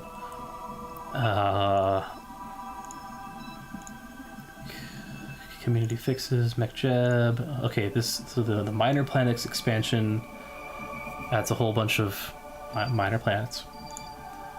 And then I've got the Near Future Aeronautics, Near Future Construction, Near Future Electrical, Near Future Exploration, IVA props, launch vehicles, propulsion, solar, spacecraft, I guess.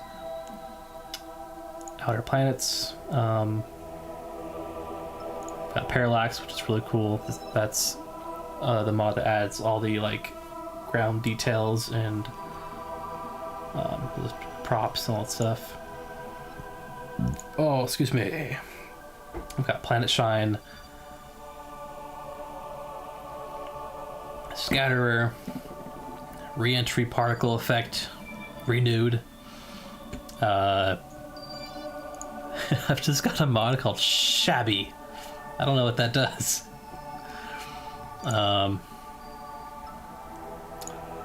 This is something called Tarsier, or whatever, space technology that adds a few telescopes in the game. That's really cool. Trajectories, transfer window planner, very helpful. Tough FX, TUFX, I don't know. Waterfall, and that's it. Now back to the action. Let's see. So we've got some random space telescopes. Let's check out the Hipparchus space telescope.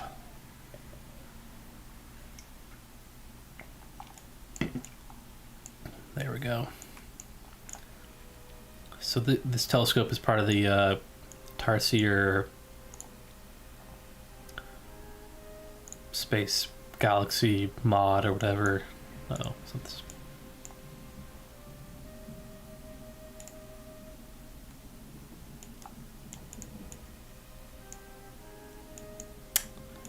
I don't know how to... You can open a little menu that shows you where it's looking.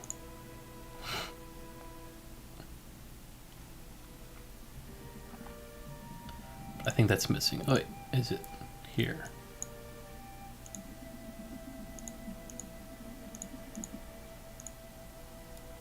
Oh.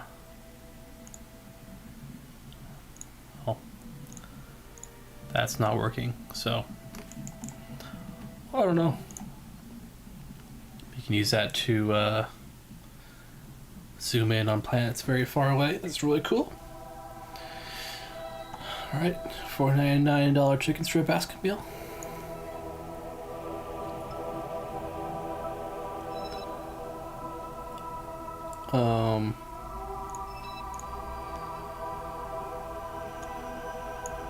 Let's see what else we got here.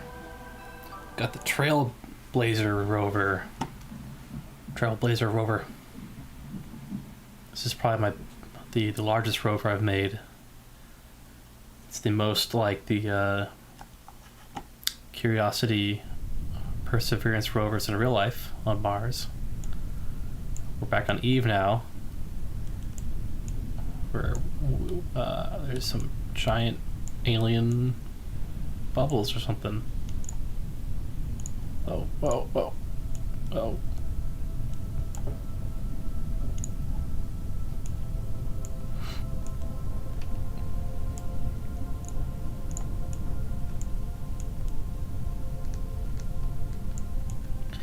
This rover was a lot of fun to make.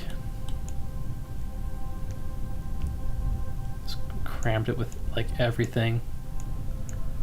Added some like makeshift suspension. It's got a giant arm. I'm really proud of the like solar panels. Are just off to the side. If you want them to stow them.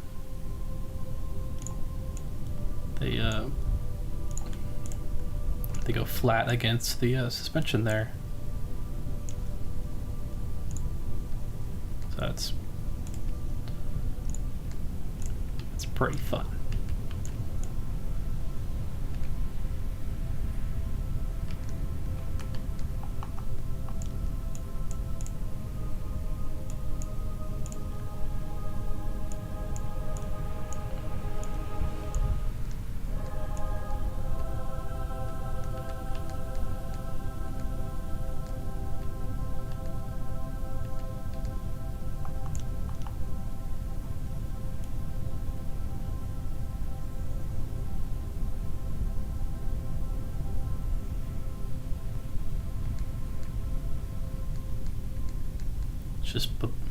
It's just booking it.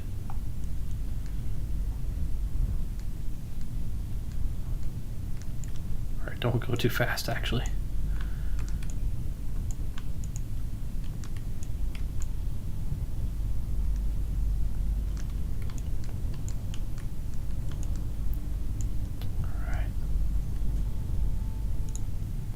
caught in a stare. I just kind of like kept droving.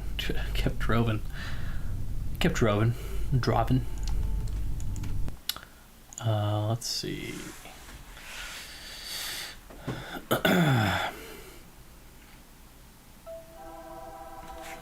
Getting close to the big finale. Got a very explosive ending planned.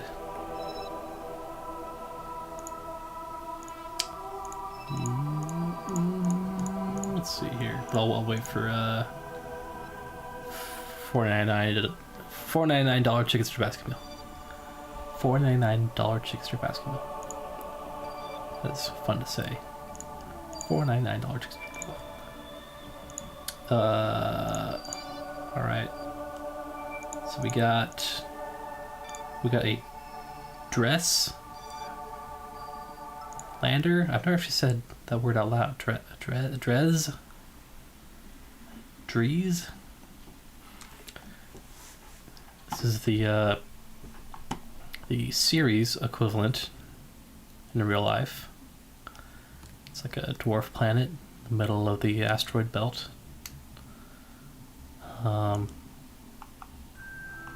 It's made this silly looking probe here. Man, look at those! Like these landscapes are so fucking cool. This is all like one mod. It's the parallax mod.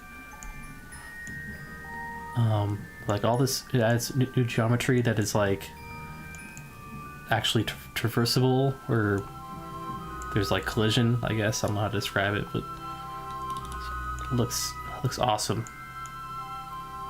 Before, this would just be a completely flat texture, you know, or a flat geometry with just one texture, but it adds so much detail. Get some cool. Each planet has a different geological look. That's really cool. Like some kind of weird monolith over there. Oh, look at that rock just jutting out the side. Yeah.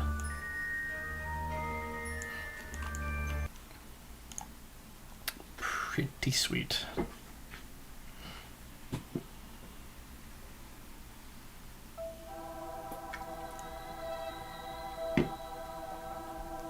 All right. Getting close to the big finale. You guys excited in the chat for the big finale? Let me hear you make some noise. Wow. Wow. Wow. Wow. You know what, I'm gonna show off some of the orbiters I have, because I'm proud of these next two. Yeah. Give it up for Kerbal Space Program. So we got which way? Oh, where's the planet? Okay.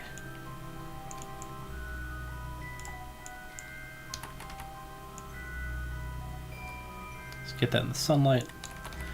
So I've got this surveyor orbiter probe thing here.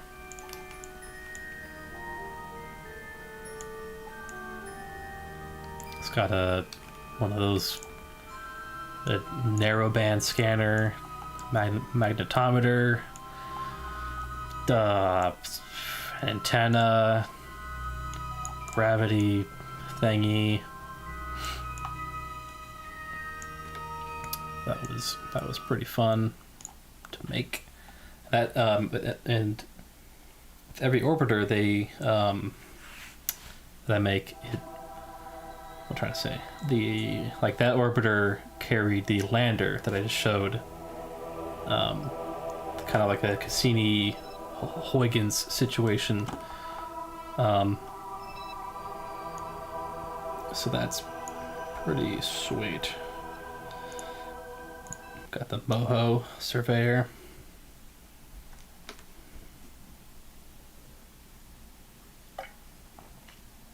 Is the Mohole on the North Pole of Moho? These fucking names. Moho. So there's Moho.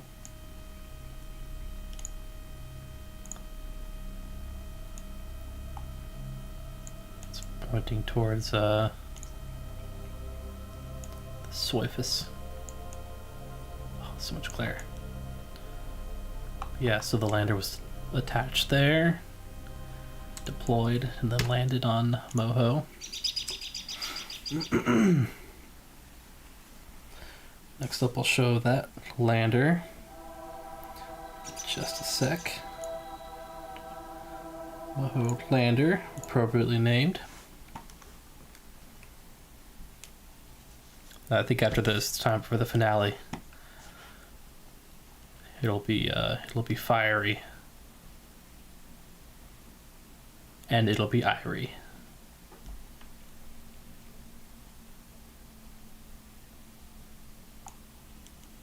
Oh yeah, for some reason there's there's some kind of like a bug. The giant black void just sits beyond the horizon, which looks really cool. If it's like, you know, if this was like another planet or something, that'd be fucking terrifying. Ugh, give me the creeps. Yeah, this is on Moho, which is like the Mercury equivalent, I believe. It kind of tipped over, but you know. Yeah, we got some fuel left. Why don't we do something fun? Got a quick save. Yeah, this looks fucking awesome. This, like I've purposely kind of not looked at all the different screenshots of all the different planets for Parallax, just because I want to be surprised. And yeah, the landing here was like, what the fuck? Like, I thought they were like buildings at first or something crazy, but I think it's one person who worked on that mod. They did a fucking phenomenal job. Oh my god. Oh no, go. Okay, we're fine. We're just gonna land somewhere else. Got 500 whatever's of Delta V left. Oh, this thing flies like a brick doesn't. Oh shit. Trying to find. Oh my god. Okay, land somewhere. I'm letting McJeb do all the auto landing. So we're gonna land on a new place. Hopefully not crash into the fucking surface.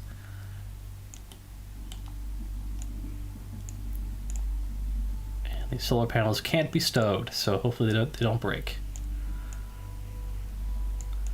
God, look how barren.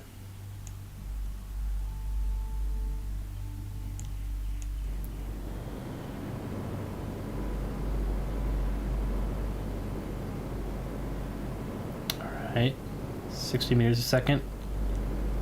50, got plenty of fuel. 40, 30, 25, 20, 10, oh yeah, nice and easy. Nice empty spot.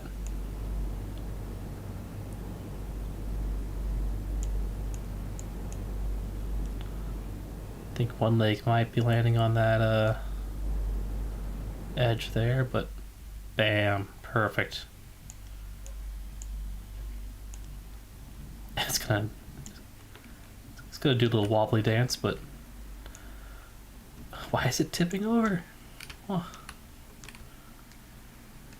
Yeah, there we go. Perfect.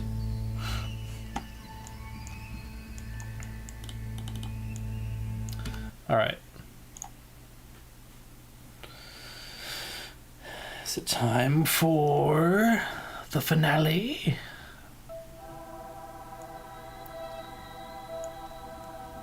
So Moho lander, the edge is just the crater flag. That's that thing. Okay, yeah. Finale time. Okay, so let's find it here. Olympus Station 1. So I did not show my first space station on purpose. This is the very first one I made. Made it back in, again, high school when I was probably 15 or something. Did not know how to make space stations, so I just kind of crammed stuff together and made it look like something. But since then, I wanna, you know, I made advancements in space station technology, and it's time to deorbit the old one. So I'm glad you guys are with me while I say farewell to an old friend. I would like to say that I did a lot of stuff with it, but I honestly forgot it existed for several years. Pretty much because I'm horrible at like rendezvous. What is it? Rendezvousing? Rendezvous? You know what I mean. But so we're on the day side. So without further ado, it's time we send this puppy to the Kraken. It's time to... we're gonna do it right now. Oh no. Alright, well, the camera's shifting, which means we are now suborbital. Want to land on the day side. I'm gonna try to use up all the fuel. So we're gonna fall like a rock here.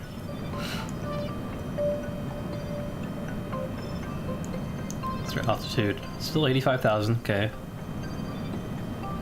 So once it dips below, I think 70,000 meters, then things will get toasty. The fucking solar panels. I'm wondering if I should disconnect, like undock these modules here. Kind of just want to watch the whole thing blow up in one. Oh, there we go. Oh, we still got RCS. We've got just a bit. Oh my god, we're gonna fucking fry. Look at all those thrusters. Oh no. And there's been one Kerbal on station. Oh my god. For the past, oh, you know, more than a decade. But I evacuated them safely back on Kerbin, their Kerbal family. They get to watch the fireworks. Let's do some acrobatics here. We're gonna spin stabilize the shit out of this space station. Oh, Jesus.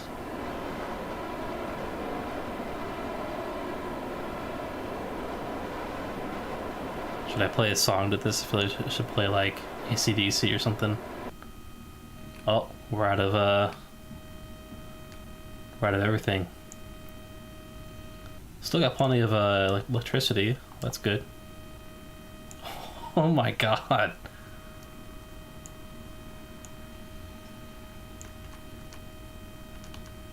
What's that buzzing sound?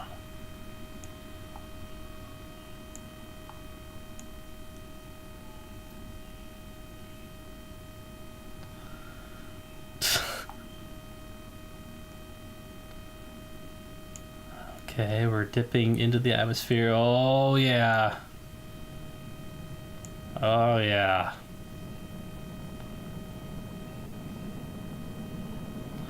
I'm on a highway to hell. I'm on a highway to hell. Like a majestic eagle flying through the sky. Oh my god. Dude, how did it survive? That, I think just the solar panels broke off.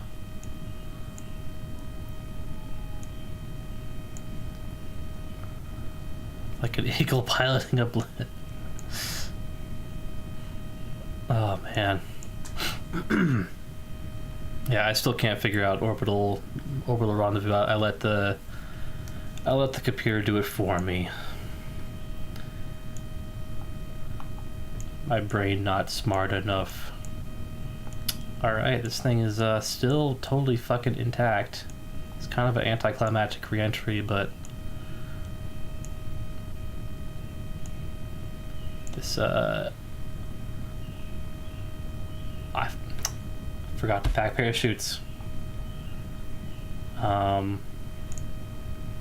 We'll just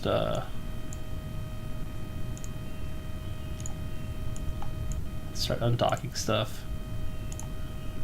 Oh no.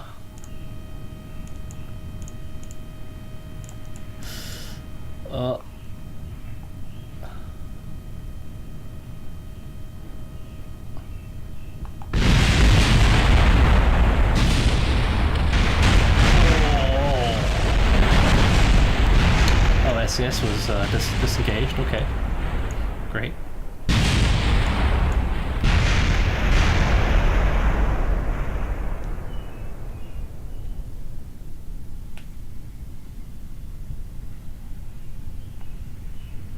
Skyla. Yeah, this is Australia here. Well, oh, is the frame rate poopy on the stream? That's weird.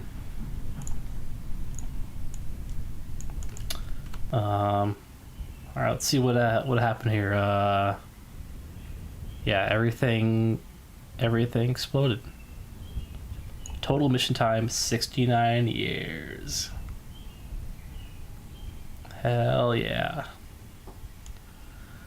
You fucking know it. Most G forces 43 Gs. Holy shit.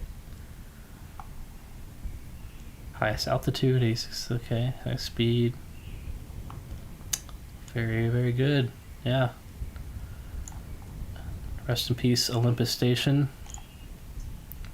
But now we've got something even greater.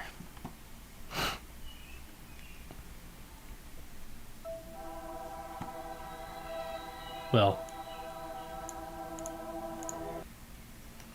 maybe I don't want to jump to conclusions or anything, you know. But I'm working on a new station. Should be even better than the last. And there was something I wanted to do, what I don't remember.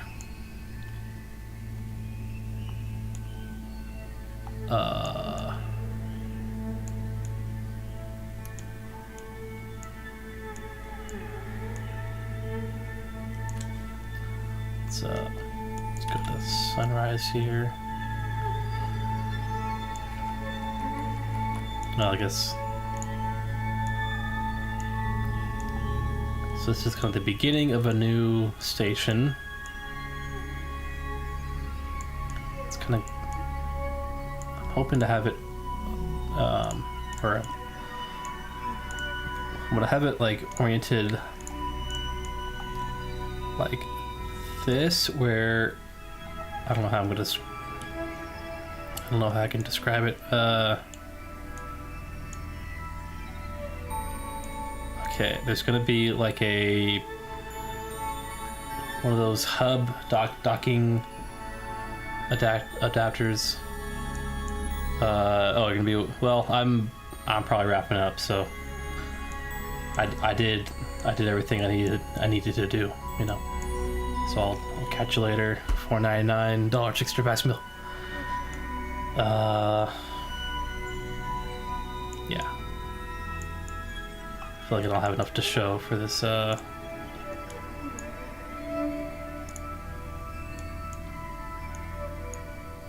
this station yet. It's still under construction, you know.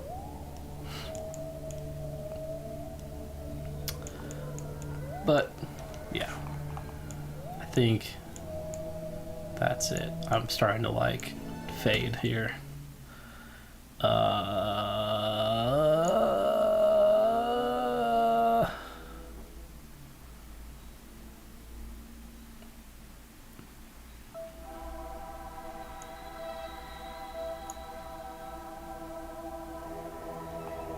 there anything else I didn't show?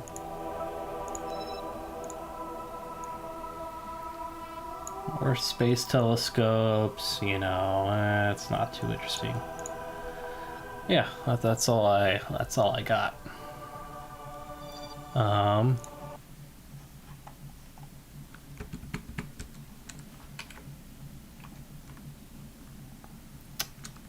Let's go back to here, I guess.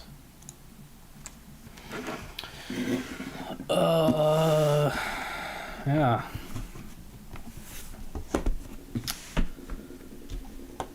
That was a tour of KSP. Maybe next time I'll have that space station ready. I think everyone's left. No one's watching this right now. It's just you and me, whoever's watching this video in the future. What's it like in the future? Is there anything cool happening, or like, I mean, I hope it's not bad, because, you know,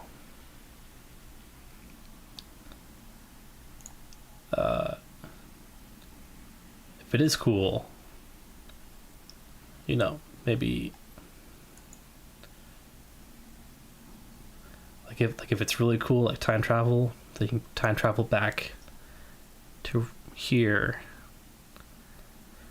and tell me how cool it is. I don't know what the fuck I'm talking about. My brain is collapsing. I think I'm gonna end it. That sounded really dark. Gonna end the stream. Welcome back, Ribby. You missed everything. Literally everything. I was alone. The darkness was overwhelming. All my friends had left, but I persevered on. We blew up my old space station that I made when I was still in high school. I deorbited it because it was old.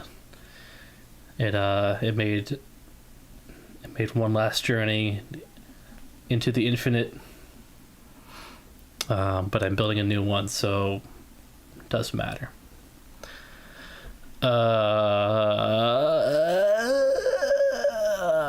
You're gonna want to watch that. Let me tell you, you're gonna want to see it. Yeah, I was talking to myself because I'm fucking out of steam right now.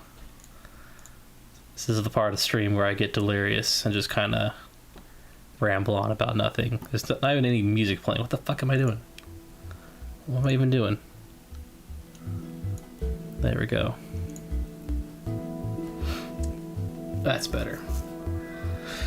Well, I'm out of ideas. I did everything that needed to be done this stream. Let's play this animation one more time.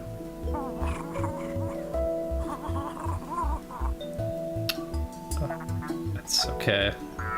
It's fine.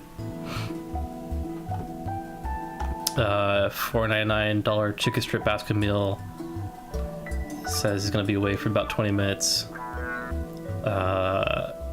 When he comes back, he's not gonna like it because I'm gonna be done. So, thank you, everyone, for tuning in. This was a magical evening. Yeah, could you let him know when we return? 20 minutes from now. Just hang out in the chat for like 20 minutes. Ooh, we got another streamer, full-time streamer. Hell yeah! Yeah, dude, that we need the world needs more Remy streams. Hey, you know what? We should end it on a video. I think we did that last time. Yeah, I've got fucking like years of college just to stream Minecraft. Alright, what video should we go out on here? That's something I watched recently that was really cool.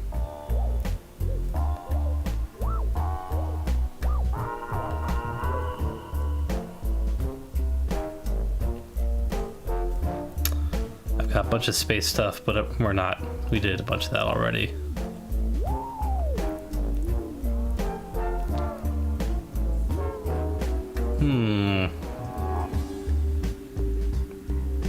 So last time we watched Tangle Whip. That was a lot of fun.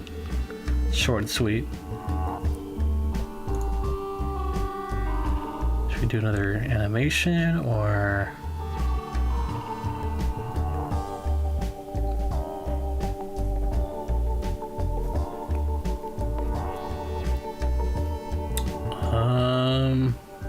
You know what? I have the perfect video. Alright, 1 second. Let's get this going here. So we need that, we need this. I'm gonna click this button, that button, and this button. And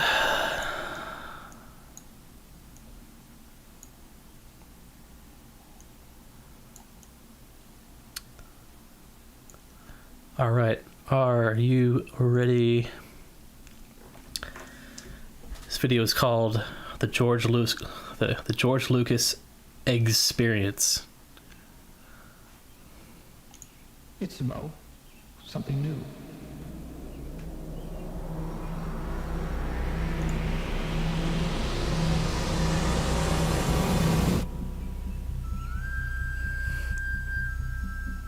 We can truly experience the universe. 今、私たちは宇宙を実感できる。世界を実感できる。Panasonic, Itsumo, something new.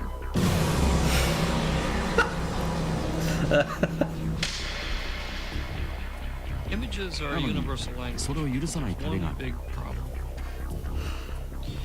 For example, the movies. Just that? Well, picture quality is also important. Is that all? Get out of here.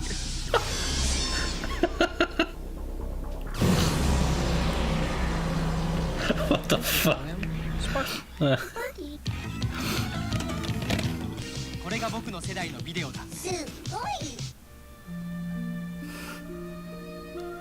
There are no ordinary things in this world.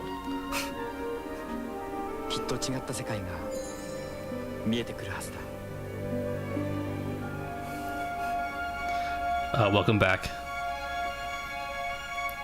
Things have changed a bit.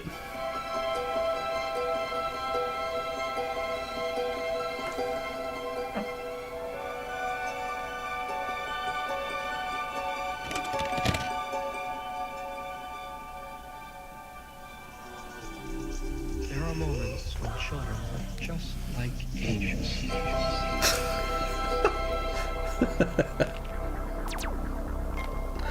To create it's always a challenge. Oh my god. Digital magic. Panasonic. Red is beautiful, but red is difficult.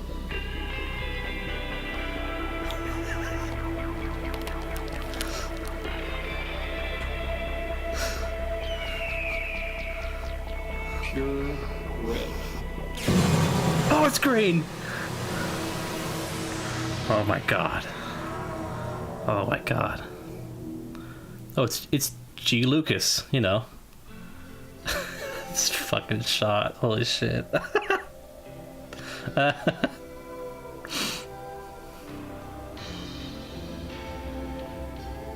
am always thinking of new dreams. George Lucas. I dream of visions which have yet to be seen. いつも新しい夢を考えてきた。見たことのないもの、聞いたことのない音を現実の形にしてきた。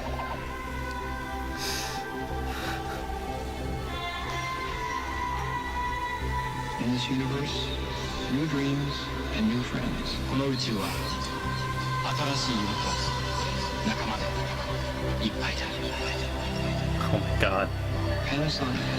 Always new dreams, wonderful friends. 話にいつも新しい夢、素晴らしい仲間。Panasonic. It's something new. Something new. Yeah. How was that? Yeah, the fucking snapping. Oh my god, it's so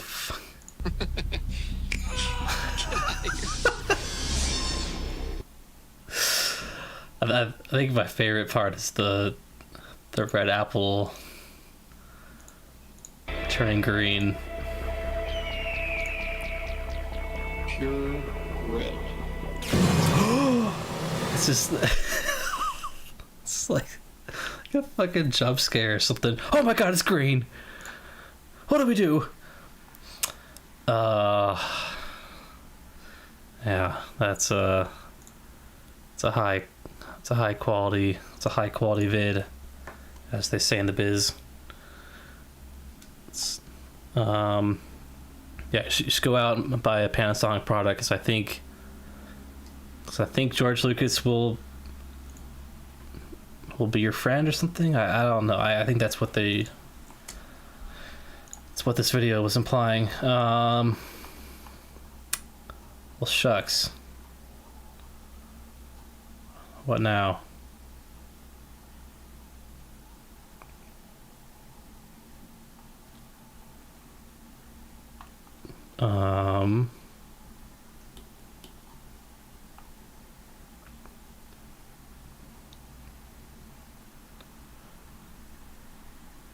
Trying to look for like any other videos that are fun to just take a peek at, but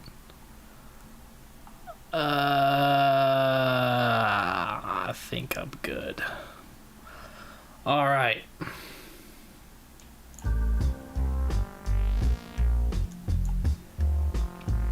You know what time it is.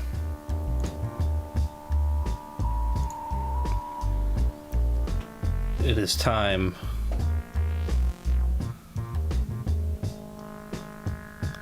it's time to go.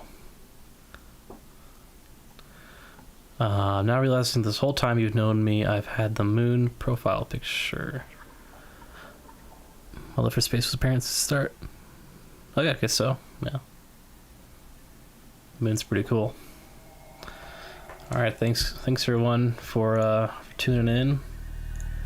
Thanks Remy. Thanks for $99 chicken strip basket meal. Yeah, no problem. That was fun showing off the old KSP. Maybe next time I'll have that station up and running. Moon PFP is pretty cool.